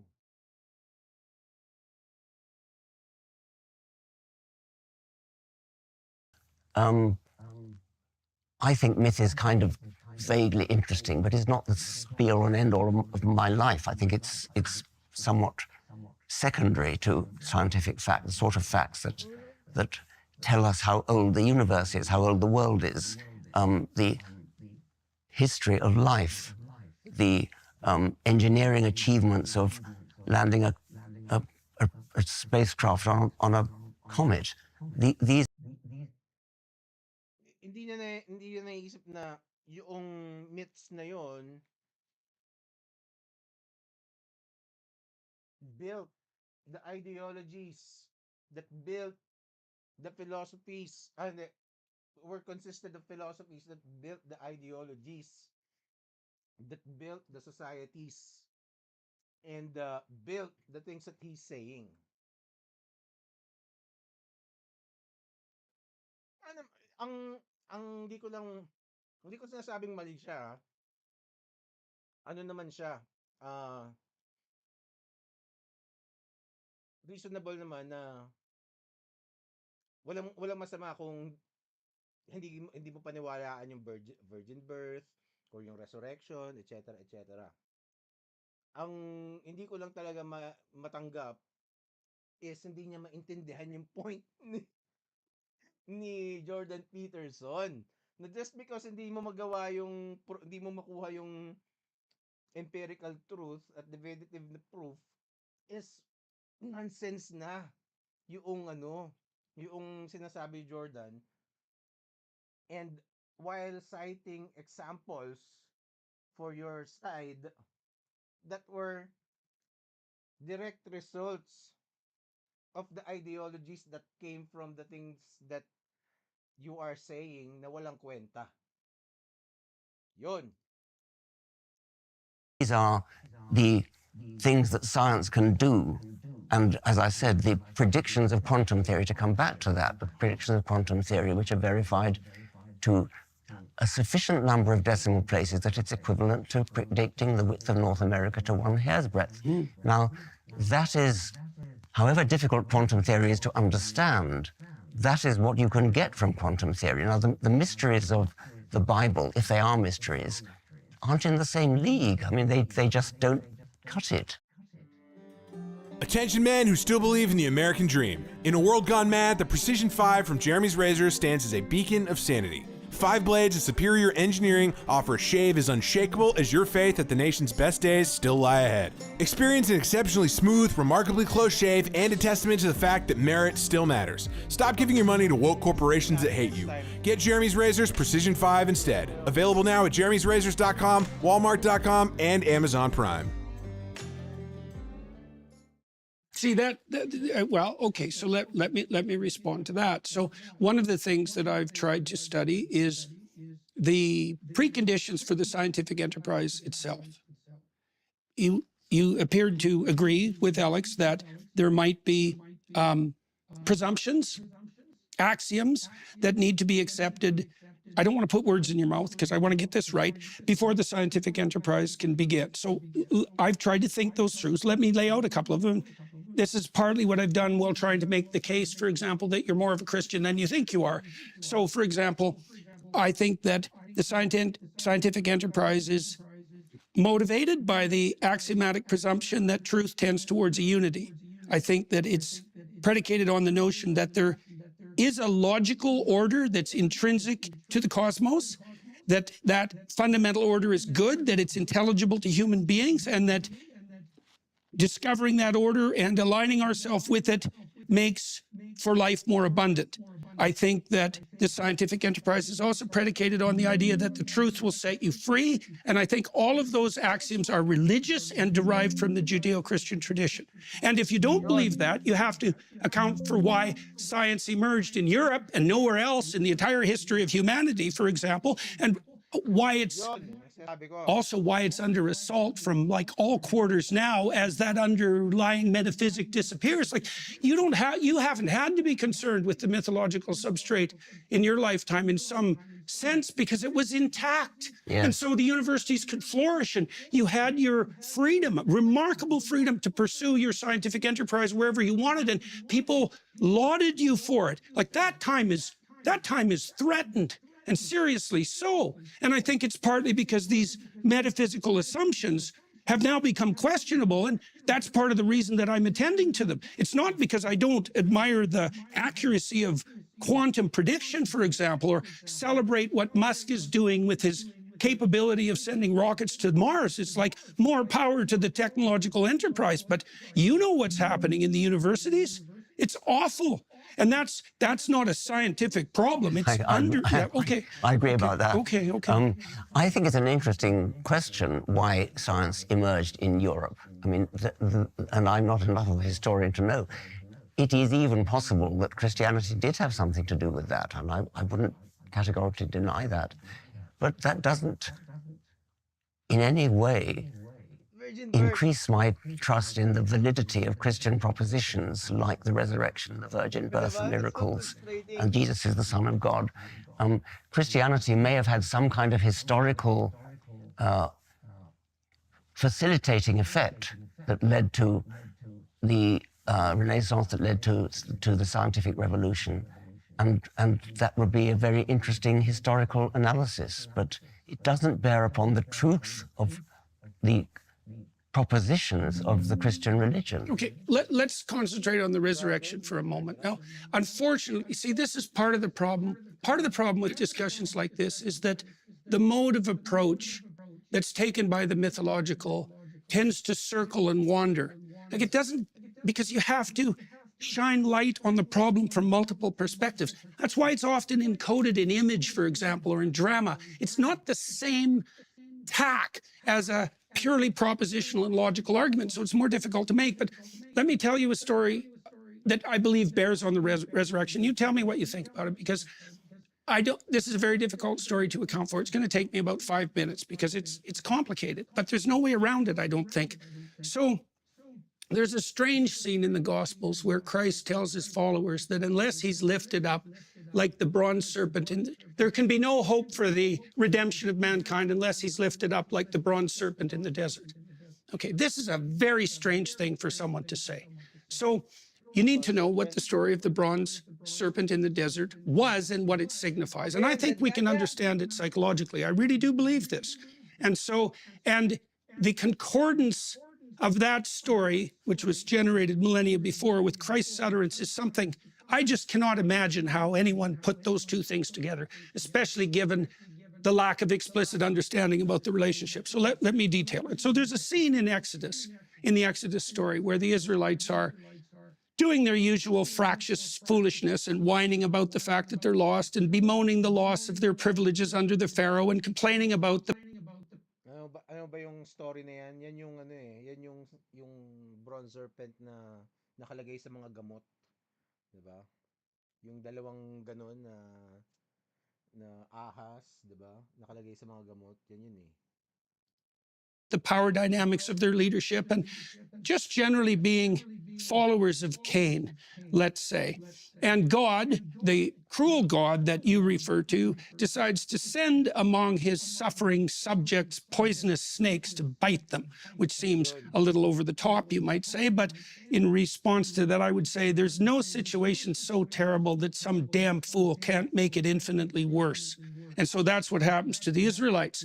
So they're being bitten by these poisonous snakes, and the leaders of the people who've wandered from God go to Moses and they say, look, we know you've got a pipeline to God, and there's a lot of snakes and they're doing a lot of biting, and maybe you could just ask him to, call off the serpents.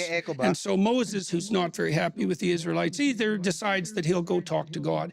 And God says something very strange. He doesn't say, to hell with the Israelites, more snakes is what they need. And he doesn't say, well, I produced the snakes, so I'll get rid of them. He says something very, very peculiar.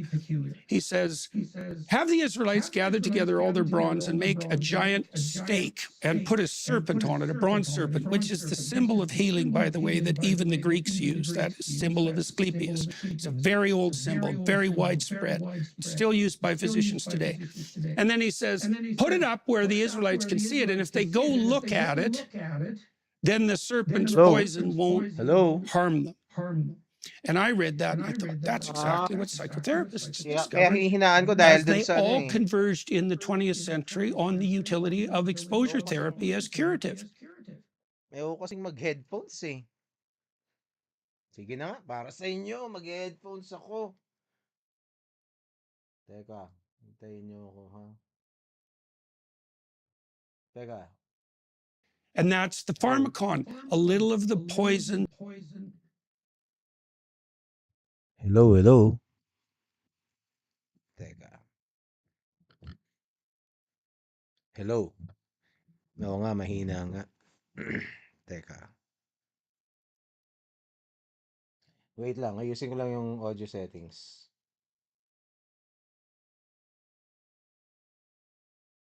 Is that if you get people to voluntarily confront the things that are poisoning them, so to speak, that hurt their life, that frighten them and disgust them, they become braver and more well adapted.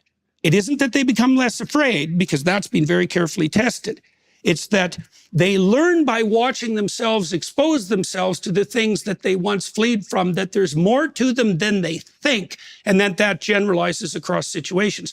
And it's the same mechanism that underlies learning as such, because children, when they learn, put themselves on the edge of ragged disaster, and that's where they advance. And so what God tells the Israelites, essentially, in this dramatic endeavor, is that it's better for them to face the terrors that confront them than to be shielded from the terrors, or for them to hide from them. That they'll be better people if they face what's right in front of them, even if it's poisonous. And so it's like, okay, that's pretty damn interesting and quite remarkable. And then that symbol is used, for example, by the Greeks to symbolize medicine as such. But then there's this additional weird twist, which is Christ identifies with that bronze serpent. You think, okay, that's a very peculiar thing for anyone to do. What exactly does that mean? Well, so then you might say, well, what's the most poisonous thing that you could possibly face if you dramatize the idea of poison itself? If you wanted people to face what was worst so that they could become strongest? And the answer to that is the most unjust possible painful death and the ultimate confrontation with malevolence.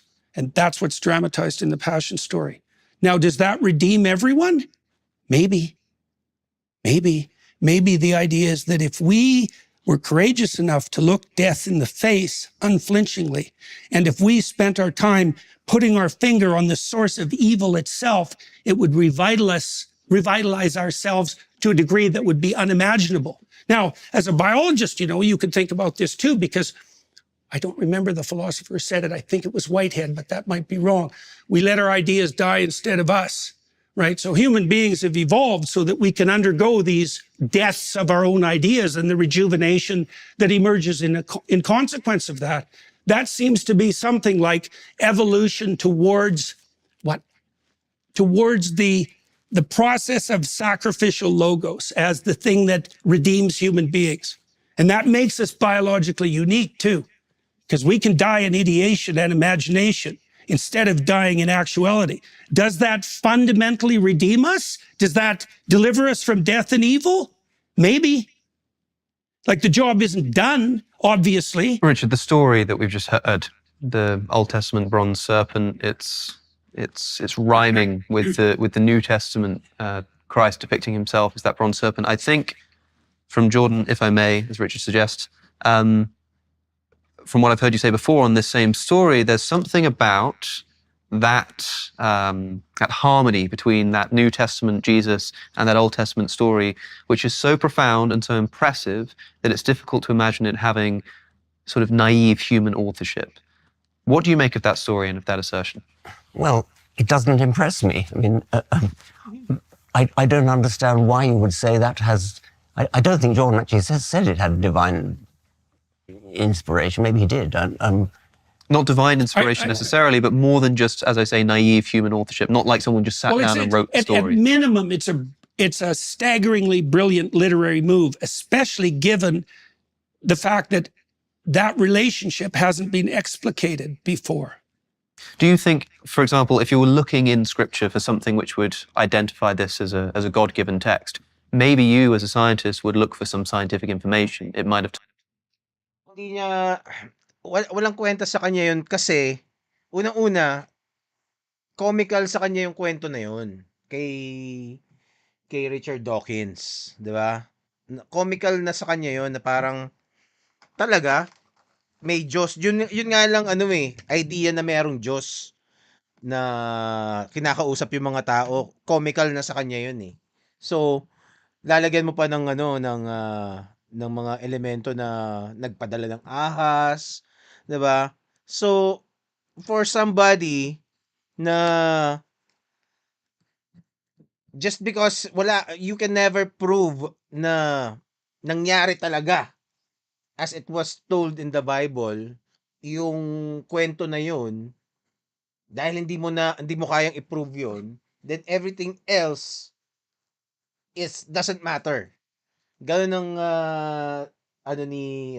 ganun ang position ni Richard Dawkins. Ang pinagtataka ko lang talaga, actually matagal na siyang ganyan. Ganyan talaga yung ganyan talaga yung posisyon niya madalas. Ang pinagtataka ko lang is hindi yung yun nga yung nakaka-frustrate diyan is talaga yung shield niya hangga't hindi mo na hangga't hindi mo nasa-satisfy 'to, kailangan may video evidence ka na nangyari yun, then, walang ano yun, walang kumbaga kalokohan yung sinasabi mo. Kahit nakikita niya na yung implication na yung mga naging results. And, hindi ko alam kung sinasadya niya na lang, I don't believe he argues in bad faith, eh. So, it must be na hindi niya talaga ma-process yung idea na may value talaga yun na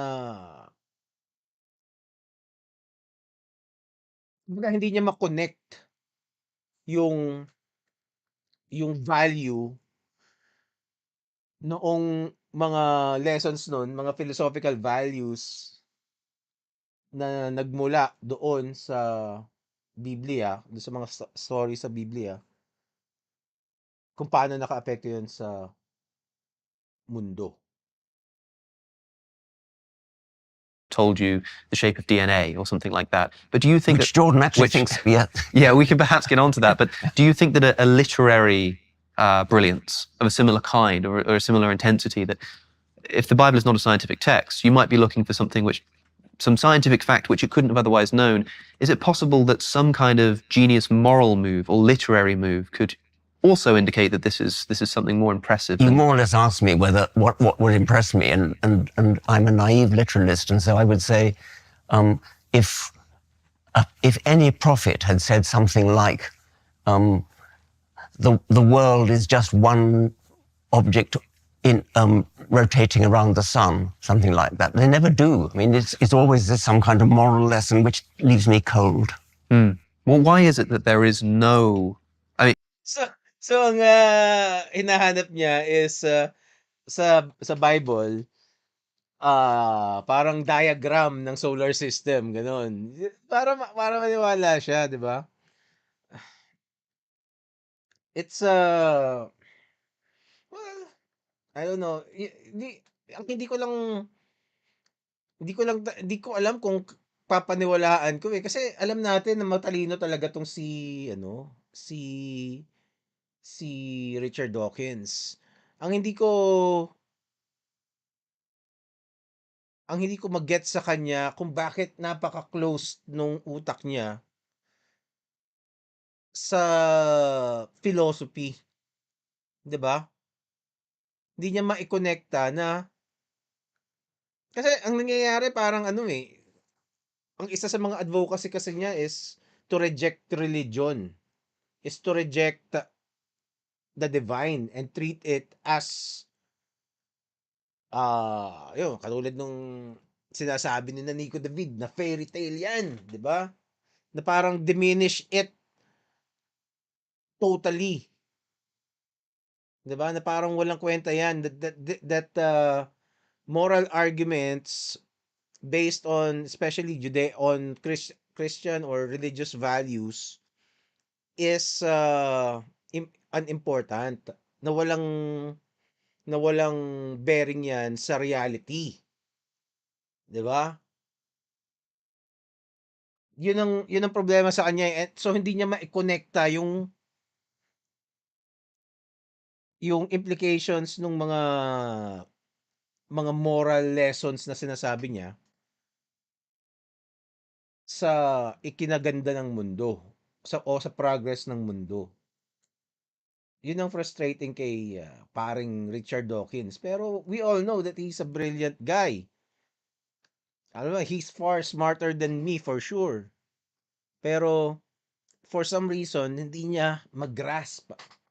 Hindi ko alam kung stubbornness na lang yon dahil tumanda na siya and it would be a huge, ano yun, antinding ano yan, ano tawag doon?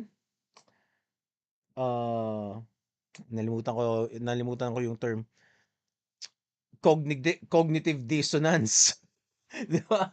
Habang buhay at saka can you imagine na parang 60s, 70s pa lang ata proponent na siya ng atheism, eh.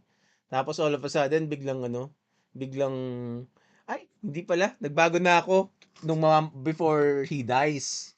'Di ba? Parang ang labo naman nun, 'di ba? So basically parang your life's work is useless. Maybe gano'n ang, kasi talagang totally shut down, eh. Just because you cannot, uh, give proof, physical proof na nangyari talaga yung mga kuwento noon, eh, hindi ka na maniniwala. Which you can also say din naman with, dun sa mga nangyari sa mga ano, sa let's say dun sa mga Vikings, 'di ba? Yung mga poems yung ano nila, eh, yung history ng Vikings, eh. Sina Ragnar Lothbrok, 'di ba? Yung pero siyempre may kasamang mythology din 'yun. Basically parang Bible din yung pagkadiskarte dun sa mga history ng ano, eh, ng mga Vikings, eh, 'di ba? So, pero naniniwala tayo na nagkaroon ng Vikings, 'di ba? Well, nandun din naman kasi yung mga physical evidence, 'di ba? At saka accounts. Pero let's say at saka medyo recent pa yung Vikings, eh. Pero kung let's say, yung yung mas ancient na, let's say yung mga unang kingdoms ng Egypt, 'di ba? O kaya kahit si Alexander the Great. Merong nagsabi sa akin ano, eh, sobrang unti lang nung writings talaga tungkol kay Alexander the Great. Pero ngayon 'di ko alam kung gaano katotoo 'yun, parang pero kumbaga parang napakalaking figure ni Alexander the Great, eh. Pero sa totoo lang ang unti lang daw nung mga documents do'n. Pero we treat him as, one of the greatest people that ever lived. Pero yung evidence, 'di hamak na mas madaming nasulat tungkol kay Jesus kumpara kay Alexander the Great, 'di ba? Pero rarely that you would, find people na nag-aano, question ng existence ni Alexander the Great. Teka. Hmm. Ano, parang utak niyang AOSC 18. Oo, gano'n. Ang tinding ano, ang laki na ng investment mo, eh, 'di ba? Kahit mali ka na pinapangatawanan mo, eh, dahil ayaw mo lang talagang umamin ng pagkakamali mo. So, ga pero yung AOSC kasi meron ng ano, eh, definitively kaya mong patunayan na mali siya, eh, 'di ba? Mali si butihin dun, eh, kasi merong papel. Ito, puwede na nilang, pagdebatihan parang kasi wala ka nga nung ano, eh, wala ka nga nung video evidence na nandun sila tapos inatake sila ng mga ahas sa bundok, 'di ba? So so yun ang hinihingi ni ano, eh, essentially yun ang hinihingi ni Richard Dawkins or ultimately biglang may sumulpot na magpakita sa langit si Papa God. 'Di ba? 'Yun ang kailangan mong gawin para maniwala ako sa'yo. Which is hindi naman mangyayari, 'di ba? So hindi na talaga siya naniniwala, 'di ba? Ito, yes, mas maraming pang manuscript about Jesus ano, co compared siguro to Alexander and Julius Caesar, 'di ba? Pero celebrated 'yun, hanggang ngayon, the greatest person that ever lived. So, 'yun. Tuloy natin. Nagpaskalahati na ba They tayo? say that God meets you where you're at, right? And there are some people who just care about scientific truth. That's what they know. That's their profession. Well, I Someone like think Richard. Why is there not anything in the Bible for them? Oh, I think the idea that sacrifice is the basis of the community is a remarkable and scientifically valid hypothesis. I think that it's precisely akin to the, what would you say, to the process of cortical maturation. I think they're the same thing. Because as we mature, we move farther away from the immediate gratification of our self-centered emotional and motivational needs to a ethos of care that brings our future self into the picture and a wider and wider array of other people. And I think that's associated with cortical maturation. In fact, I think the purpose of the cortex, a purpose of the cortex is to bring the dynamics of the short-sighted underlying motivational and emotional systems into the kind of harmony that allows for communal existence and the protection of the future at the same time that the present is, what would you say, cared for and attended to. That there's a kind of harmony there. There's also a pattern there. It's not arbitrary at all. And I think we know this biologically, is that the number of ways, and I think we already alluded to this, the number of ways that a society can organize itself so that each individual can harmonize their own future with the present and do that simultaneously with many other people, there's a very limited universe of possibilities there.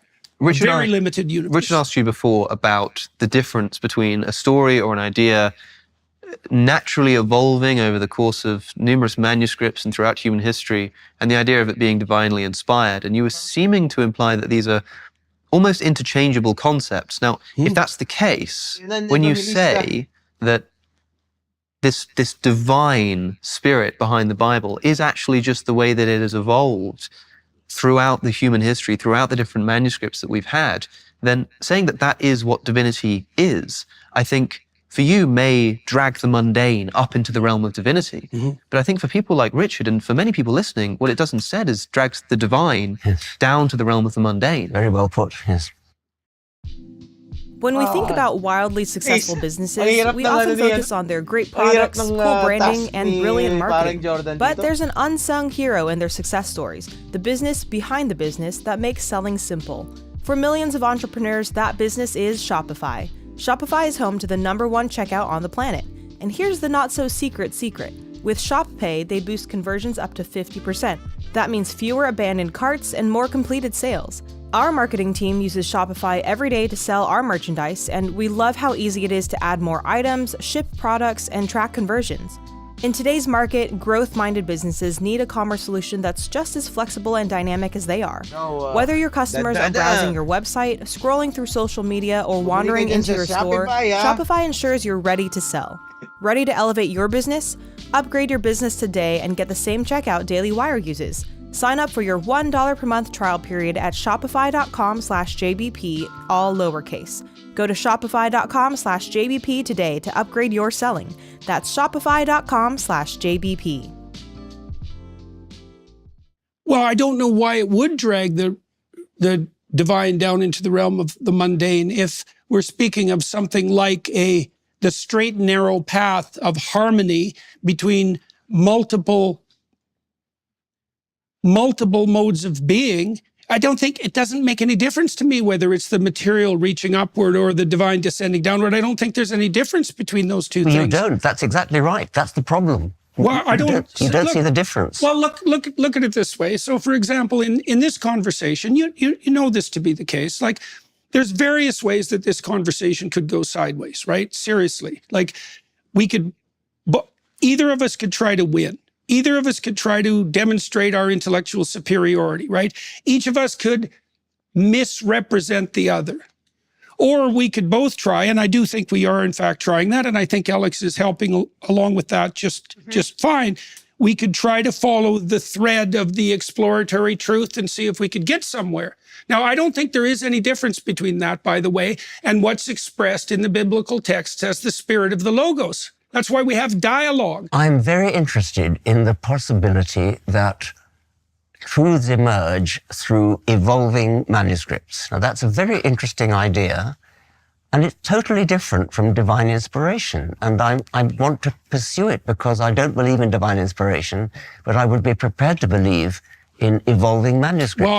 Well, I would say this is why I had set forward the possibility of taking a look particularly at Mircea Eliade, because that's where you'd find the best work.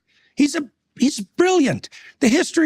I believe that if you studied the history of religious ideas, it's a 3-volume manuscript, or the sacred and the profane, which is probably his single best work, that you'd see profound analogies between the manner in which you've been construing the world biologically, including the trains of thought that led you to the development of the idea of the meme. I really believe that. Well, analogies is one thing, but is it the same thing? I think it's the same. I do. I think, look, I don't know. That's why I'd like your opinion on it.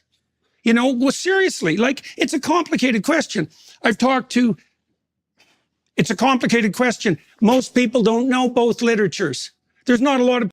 Actually, parang wala pang ambag sa conversation si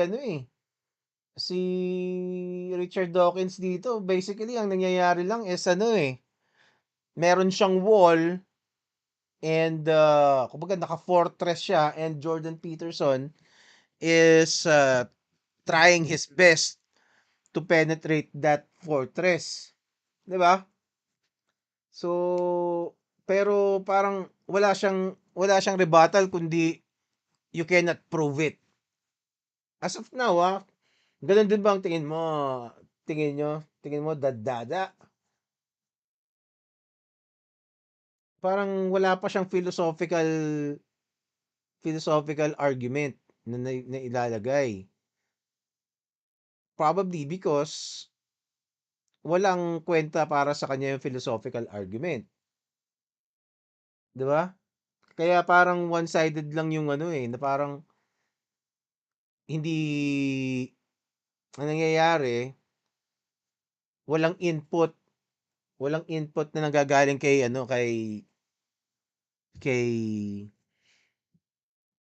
Richard Dawkins para may mapuntahan yung usapan that they can work together. People to discuss this sort of thing with. Camille Paglia, I talked to Camille Paglia about this. She studied the work of a man named Erich Neumann. Neumann wrote a book called Origins and History of Consciousness, which is a work of genius, and also another book called The Great Mother, which is a study of the symbolism of the feminine. It's a great book. Paglia told me that she believed that if the Academy would have turned to Erich Neumann, who's a student of Jung, although the greatest student of Jung, and maybe one who surpassed him, that the entire culture war that's torn the universities apart wouldn't have happened. People don't know this literature. And let me give you an example of this. You tell me what you think about this. Okay, so I spent a fair bit of time studying the psychophysiology of the hypothalamus. Okay, so the hypothalamus is set up, it's got 2 halves, basically. One half deals with fundamental motivated states, hunger, thirst, defensive aggression, sexuality, and so forth. And when those areas are dominated, the biologically relevant goal is activated and perceptions are oriented towards that goal. Okay, so now then you might ask yourself, well, what happens if all those biologically motivated states are satiated? And the answer seems to be is that the other half of the hypothalamus kicks in and it mediates exploratory behavior. And so the default structure of the mammalian nervous system is, if satiated or in doubt, explore and gather new information. There's no difference between that and hero mythology. They are the same thing. They're the same thing. The dragon fight, for example, which is the oldest story we have. It's coded in the Mesopotamian mythology. The dragon fight story is explore the dangerous unknown, discover the treasure that revitalizes the community. There's no difference between that and the science that you practice. They're the same thing. What do you think of that, Richard? Richard? Same story. I don't know what to make of that. I mean, you say they're the same story. You analogized the dragon fight to Well, how many fighting dragons have Satan. you overcome in your life? I'm not interested in dragons. I'm interested in reality. Okay, so let's okay.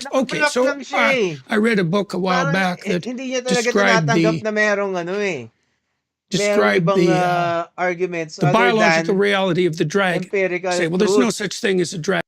Which is, okay yung ano, I have nothing against that. Ang problema, if kung yun lang ang ano mo, kung yun lang ang basehan mo sa buhay mo, ang decision mo, then, for one, you are wrong. 'Di ba? Mali ka kasi you are, every time you put yourself in a position na kailangan mong umasa sa faith, 'di ba? Na hindi 100% lagi yung aasahan mo. Like let's say lalabas ka. Lalabas ka ngayon sa bahay. Siyempre gusto mong mabuhay, 'di ba? Gusto mong mabuhay. Pag lumabas ka ng bahay, hindi ka sigurado na ano na makakauwi ka 'di ba? You just do your best na hindi ka mapahamak sa labas, 'di ba? So there's no guarantee. Kahit nga ngayon biglang kung may mabagsakan ako ng ano dito, ng asteroid. Kahit nasa bahay ako o kaya biglang masunog 'tong bahay namin, wag naman sana, 'di ba? So, kumbaga, like, siguro mas ano, mas, mas malinaw na example. Let's say kakain ka sa labas, 'di ba? You have kung kung kung asa ka sa 100% na fact na hindi ka gagaguhin nung ano, nung mga tao doon, na walang lason yung pagkain mo doon, o kaya hindi nila binaboy, o kaya hindi nila inayos yung pagkaluto, o nilagyan nila ng mga dinuraan nila, mga ganun. 'Di ba? Hindi mo malalaman o kaya yung gamot mo, 'di ba? Na hindi mo alam yung efficacy nito, tama ba? Kumbaga, kung ano lang yung nakasulat doon sa ingredients nung gamot o kaya nung pagkain, o kaya yung let's say delata, ganyan, di mo alam kung anong laman nun eh, 'di ba? So, maniniwala ka na lang. Hindi ka na pupunta sa laboratory at check mo tama ba talaga, 'di ba? Kasi kung 100% na nakabase doon ang pamumuhay mo sa empirical truth, gano'n ang gagawin mo para sigurado ka. So, every time na hindi ka na mag-iisip, like let's say, aasa ka sa sistema, 'di ba? Like let's say, sumakay ka ng tricycle.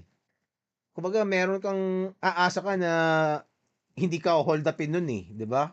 Dadalhin ka dun kung saan mo sinabi, 'di ba? Kasi kung wala kang tiwala na dadalhin ka dun sa destination mo, hindi ka nasasakay ng tricycle. 'Di ba? Kasi kumbaga praning ka eh. May mga taong gano'n, pero kung sumasakay ka ng ano, you use public transport, then meron kang parte sa buhay mo na magtitiwala ka na yun ang gagawin niya.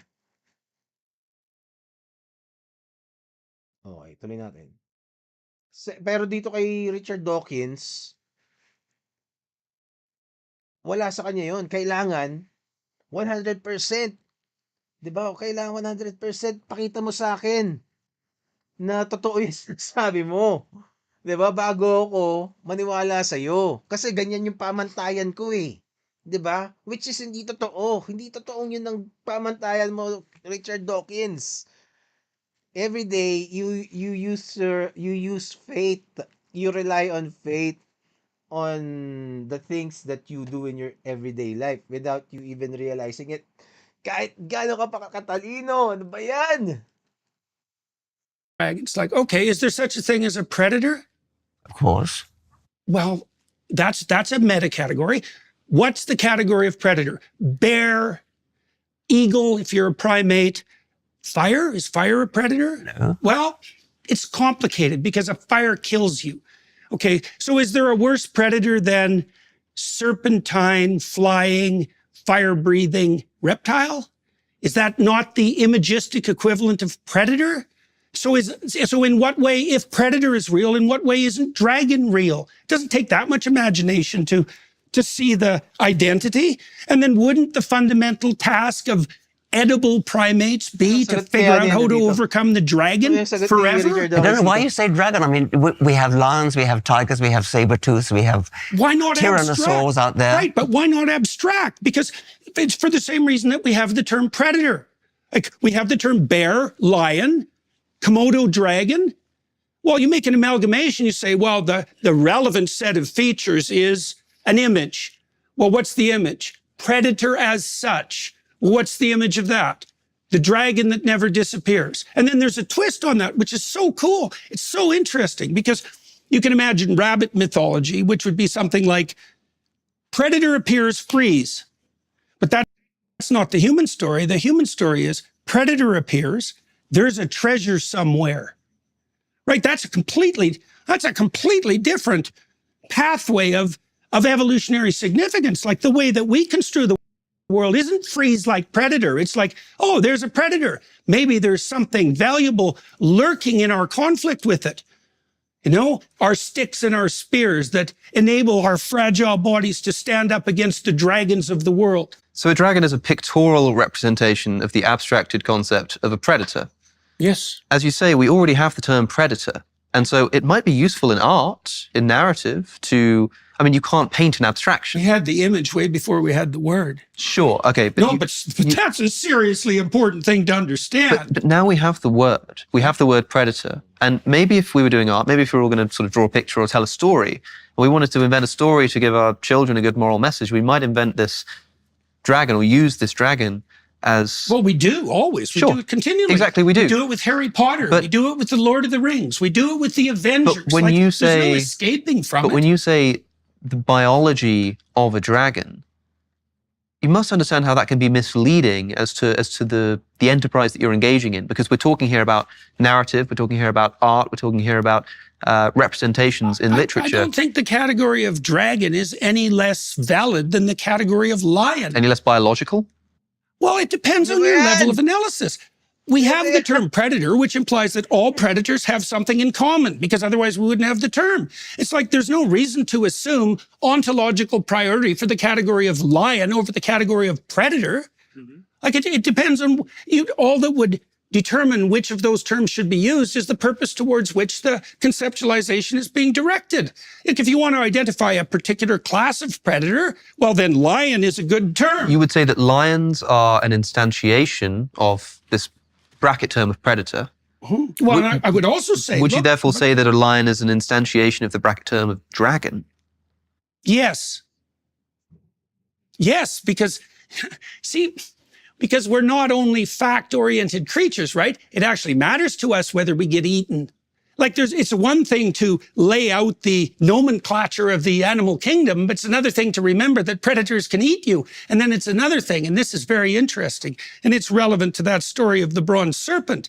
It's like, what do we want to teach our children? Well, to identify predators, obviously. Well, what do we want to teach them more profoundly? What attitude they should take towards the eternal fact of the predator. And the attitude they should take is something like the courage to voluntarily confront and not to run away and not to hide and not to freeze and not to casually demonize, but to assume that in the combat with the eternal predator, an eternal treasure might be found. And that's exactly what you do, whether you know it or not, when you teach a child to be courageous. And we know from the psychological literature, that generalizes. And I do think it's identical with the mechanism of learning in human beings, because kids, us, we always learn on the edge. You know, in your own life, you know, and I don't want to be presumptuous, but no doubt there have been situations where you've been battling to have your ideas distributed, even to modify your own conceptions when you had something new to learn. That's a sacrifice. You have to kill your stupidity so that you can move forward. That's what happens in the story of Abraham, by the way, when he makes sequential sacrifices. So in the story of Abraham, you tell me what you think about this, because it staggered me when I understood it. Abraham is a protected person.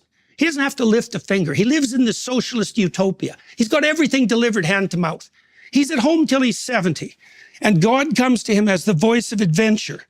which is something remarkable to see, and says, you leave your zone of comfort and go out into the world, have your terrible adventure.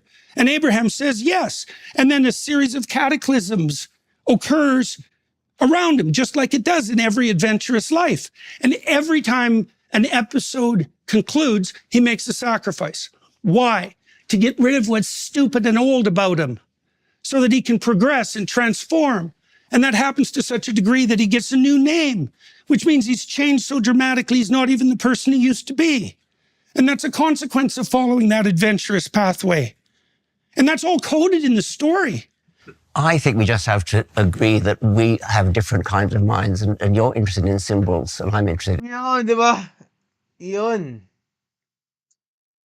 Yun yung, so hindi talaga impenetrable. Sa kanya, pakita mo muna sa akin na nag-exist si Abraham. Di ba? So, kumbaga, okay yung sinasabi mo, pero nag-exist ba si Abraham? Kaya mo bang patunayan? Hindi. Eh di walang kwenta sabi mo. Ganun yung ano niya eh. Ganun yung reasoning niya. So walang kwenta talaga. Hayop ka. Hayop ka. Richard Dawkins, hindi ka man lang hindi ka man lang pumalag. Disappointing yung ni kala ko lalaban siya sa sa kumbaga magiging intellectual siya eh. Pero sobrang literalist niya, wala nang intellectualism sa kanya. 'Di ba? Parang symbolism para sa kanya yung symbolism means nothing. 'Di ba?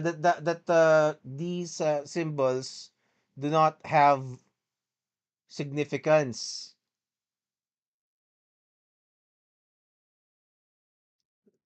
Hindi kasi nila hindi nila parang it doesn't matter. Hindi naman kasi klaro dito kung ano yung kung ano yung kanilang goal. Kung tawag dito, kung teka, kung patutunayan ba nila na may Diyos o faith. I think they're just having a conversation. Wala silang goal. And I think Jordan Peterson is trying and probably hoping that Richard Dawkins would be open to the intangible values that you can find in faith. And itong si Richard Dawkins is seems like oblivious doon sa daily participation niya on acts of faith.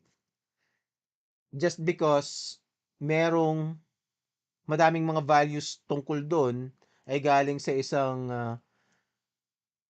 libro na one, ancient na, two, supernatural na hindi niya kayang paniwalaan dahil scientist siya, na hindi niya kayang i-reconcile sa kanyang utak, 'di ba? As truth na while seeing na may mga tao na ang tingin doon sa libro na 'yon ay truth, 'di ba? So hindi niya kayang yun yung doon manggagaling yung yung disagreement niya na parang kasi wala ka naman pakialam kung let's say may comics diyan na hindi mo na hindi mo alam, 'di ba? Halimbawa may manga na hindi mo kayang basahin. 'Di ba? Parang interesting pero hindi ko kayang basahin 'di ba? Japanese, hindi naman ako marunong mag-Japanese o kaya ibang lengguwahe, 'di ba? So, para sa'yo wala 'yun. Kasi hindi ka naniniwala. Pero yung mga nagsasabi na okay 'yun, parang okay, parang ganyan. Pero hangga't hindi mo nababasa for yourself, hindi mo kayang panindigan.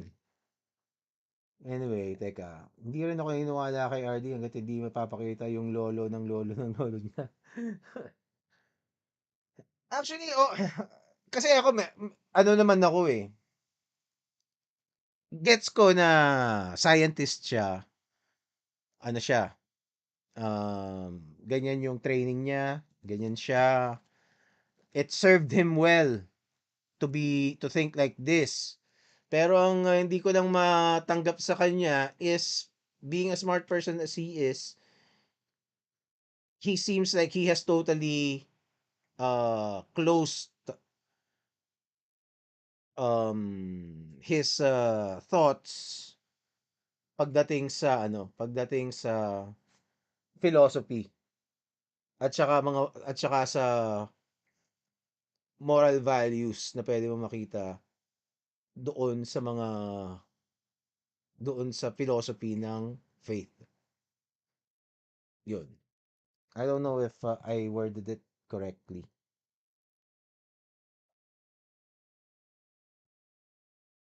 In facts. I mean, let's take predators. I mean, predators, I'm fascinated by predators. Predators are the relationship between predators and prey.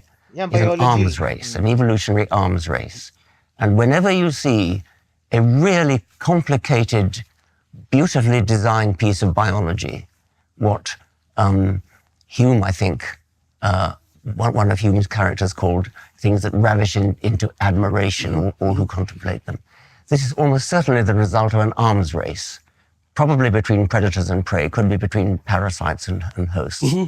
And so if we are talking about adaptations to just the climate, woolly rhinoceroses grow hair because it's getting cold. That's relatively boring. Mm-hmm. But when it's an adaptation to a predator, then you get an escalation of adaptations by prey, which are countered by predators, which are countered by prey, so you get a gradual escalation.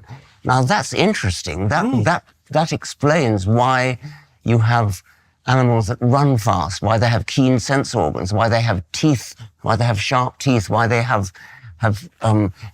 behavior patterns that either protect them from predators or, if they're predators, help them to catch prey. The idea of the arms race is the thing that grabs me, the arms race between, nothing to do with dragons and mythology. Fair enough, right? And I share your appreciation for that remarkable, the remarkable phenomena that emerge in consequence of that.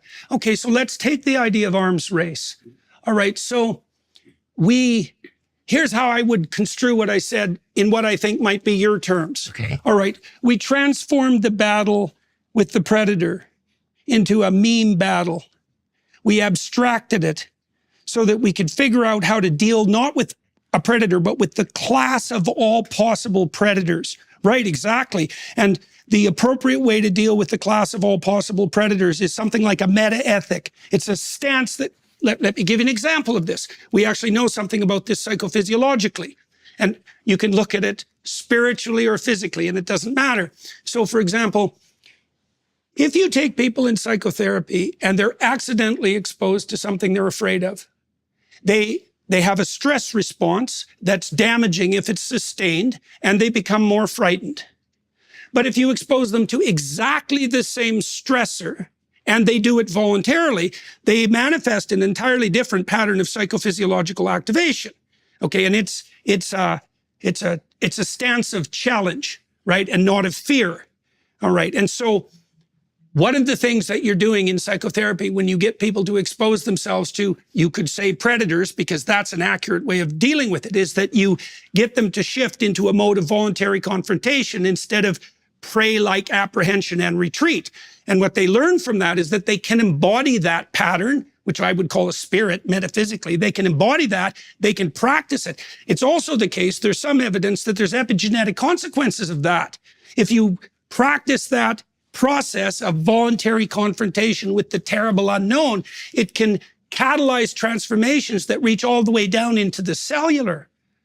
And so we abstracted the fight with the predator into the imaginal space. We play out various tactics. Some of them are conserved and transmitted. They adapt themselves to the structure of human memory, and they make the foundation for our most fundamental narratives. Look, you know, the reference I made to Harry Potter, the reference I made to The Lord of the Rings and to the Avengers, these aren't casual references. You know, we spend most of our high-end computational power, generating fictional worlds where we can portray meme battles so that everyone can observe them. Yes. So lion as genetic, dragon as mimetic. Richard, this concept of the dragon as the abstracted predator as a whole, can we talk meaningfully about the truth in these stories where instead of talking about a predator or this predator or that predator, we're talking about the concept of predators as a whole? The dragon's a meme. Yes. The dragon's a meme. Yeah. It's a deep meme. Well, it doesn't get me, doesn't impress me. I mean, I like reality, and it obviously impresses Jordan, and that's fine. It just, we have a different kind of mind, I think. Well, I had a comment about that too, because I actually think that's true. So there's a psychological trait, openness, and openness fractionates into two types. One type of mind is associated with deep interest in ideas. People like that tend to prefer nonfiction. A variant of that is openness proper, and it's associated with a much deeper orientation towards the fictional and metaphorical. I do think we have different kinds of minds, but if we accept the presumption that there is a unity of knowledge, and I don't know if that's a presumption. Walang basically, this is just Jordan Peterson trying to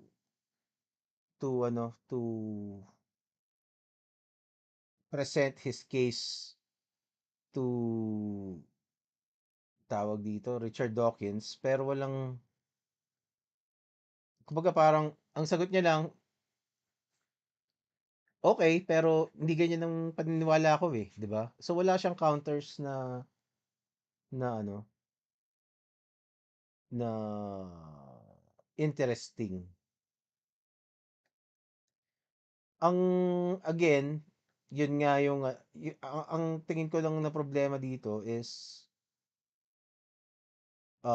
hindi niya talaga nare-realize na even though he doesn't believe the things that Jordan Peterson is saying or hindi niya maintindihan, nakakaapekto yun sa buhay niya and he is benefiting from it. So that is the tragedy of this interview. And being an intellectual icon all over the world, itong si Richard Dawkins, it is quite sad na ganun. Tatapusin pa ba natin to? Parang the Baldwin effect applied to memes. Parang ganun eh, wala na siyang ibang sagot eh, 'di ba? Eh lahat ng hmm? lahat ng lahat ng arguments na pinresent ni Jordan Peterson were dismissed without kumbaga na parang dismissed as that's it, parang I'm not impressed. Ganun lang. Anyway, may mga na-watch, sinasabi ni Dadada, may mga na-watch ako na docu about fossil. Okay na 'to. Wag na nating tapusin. Tapusin niyo lang. Mga ilang minutes na lang naman 'to eh, 'di ba? Medyo it's not hindi na ako natutuwa. Okay. So, anong mga pwede nating panoorin? Meron ba kayong idea?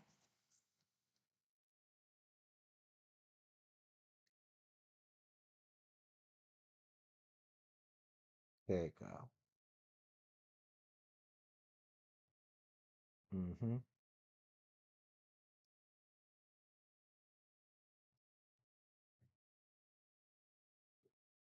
Ay, mali.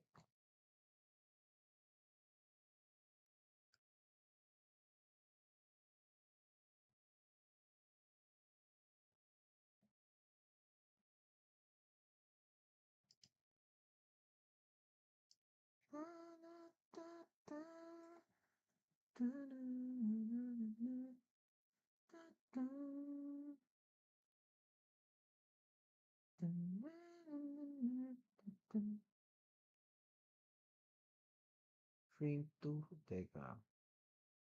Remove.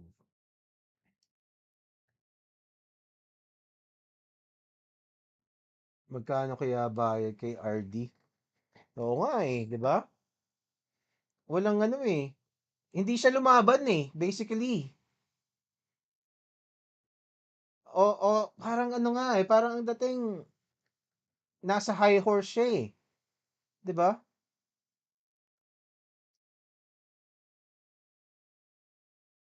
Ganun yung dating nung mga the way he approached this conversation. It was as if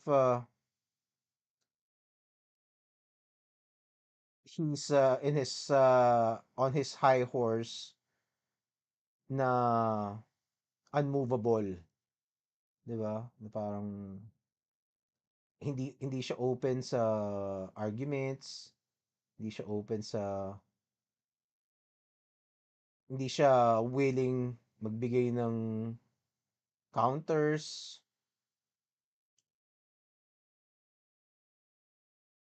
Sayang lang, no? Ano, may mga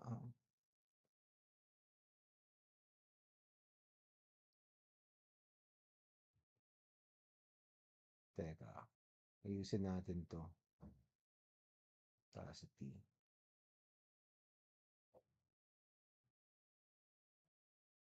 Sana lang hindi ako copyright. Ano gusto mong pag-usapan, dadada?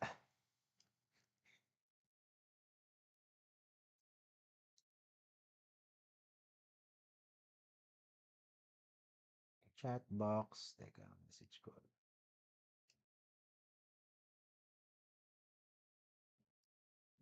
It's raining in Manila.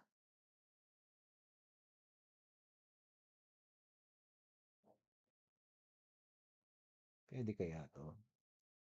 Subukan natin.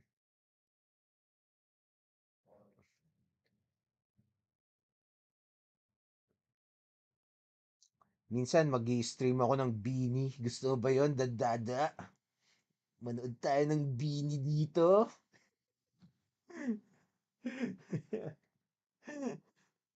Wala siyang na-share na idea. Oo nga eh, di ba? Disappointing eh. Kala ko nung mga simula, medyo meron pa siyang mga ideas eh, di ba? Nag-explain pa siya eh.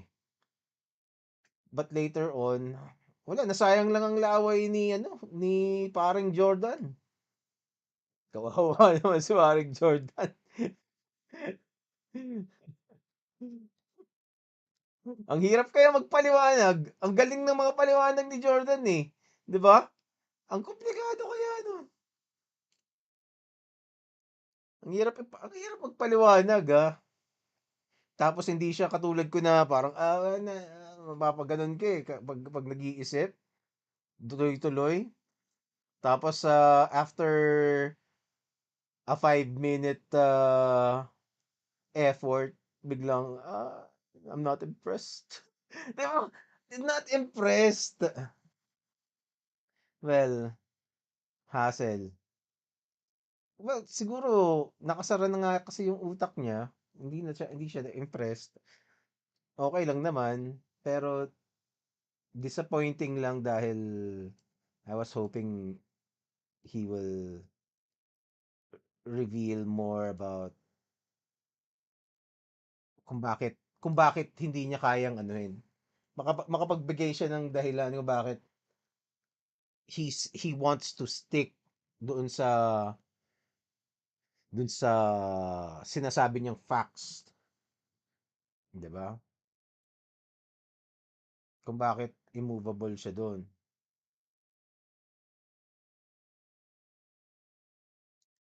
Ano yung logic na parang hindi niya kayang dapat kasi tinanong siya ni ano eh. Dapat mali din yung diskarte ni Jordan eh. Siguro dapat nagtanong din siya, 'di ba? Dapat tinatanong niya rin para kumbaga i-expound bakit Wala siyang follow-up question eh. Bakit hindi mo kayang tanggapin? 'Di ba? Bakit you seem unwilling to to entertain, to even entertain? Sayang, hindi niya natanong. Para at least mag-explain si ano, kung ano ba yung value sa kanya nung wall na inilagay niya doon na hindi mo kayang pasukin. Para at least naintindihan mo. Malay mo kasi, kaya nandun yun dahil cognitively dissonant na talaga siya. O kaya, baka makitaan mo ng hints na pride na lang niya yun, di ba?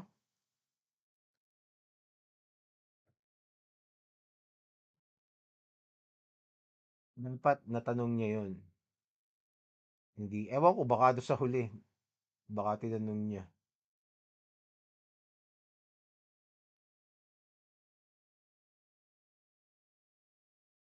Ito, sana Steve O na lang kausap ni JP.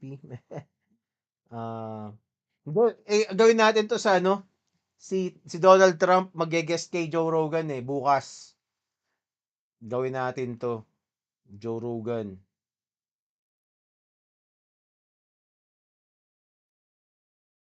Hapon din. Teka. Bakit wala yung ano, hindi ko ma-modify itong visit na to.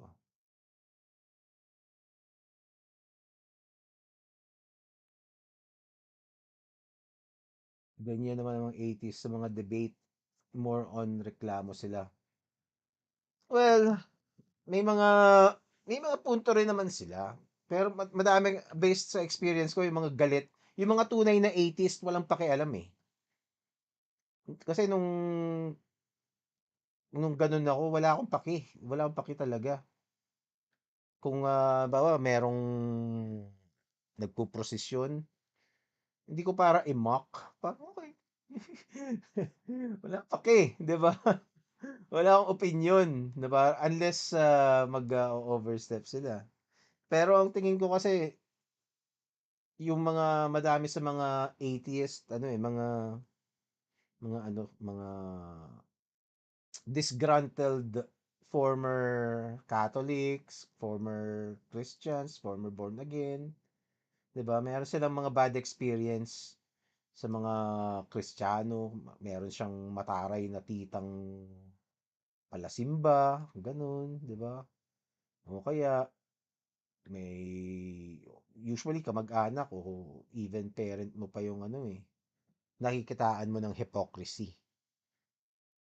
'di ba? Tapos makikita mo sa internet madami kayong ganun. So yun, magtitipon-tipon kayo.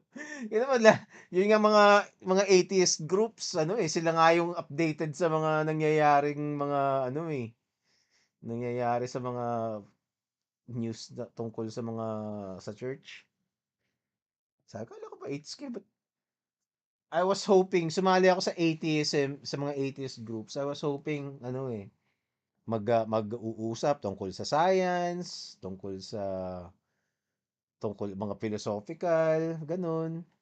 Wala eh. Na parang ideas other than explanations, other than God, ganyan. Pero hindi eh. Yung atheism na makikita mo sa mga groups, religion bashing groups yun eh. 'Di ba? So, mga disgruntled former religious or ano yan, may mga masamang experience sa mga religious na tao. Mostly.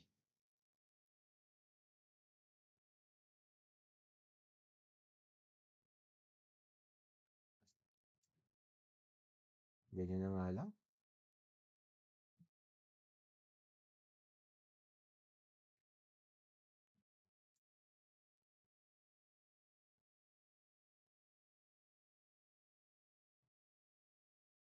Paano ba to, dada? Ano masasabi mo sa ano, sa Ano masasabi mo dadada sa live ni An Abrahano? Nandun ka ba? Parang di kita nakita kahapon ah. Nag-brown out. Ay,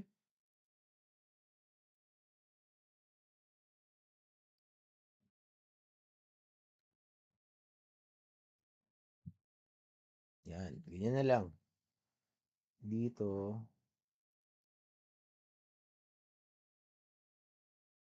Okay. Yan, mas maganda.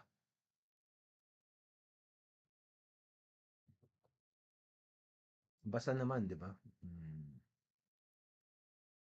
More on reklamo. O siya! Yun muna! Tingnan ko kung makakapagawa ako ng content.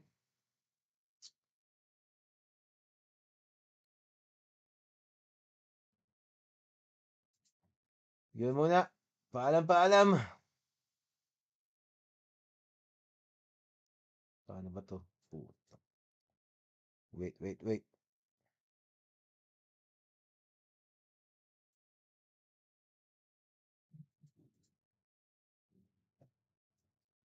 Paalam, paalam.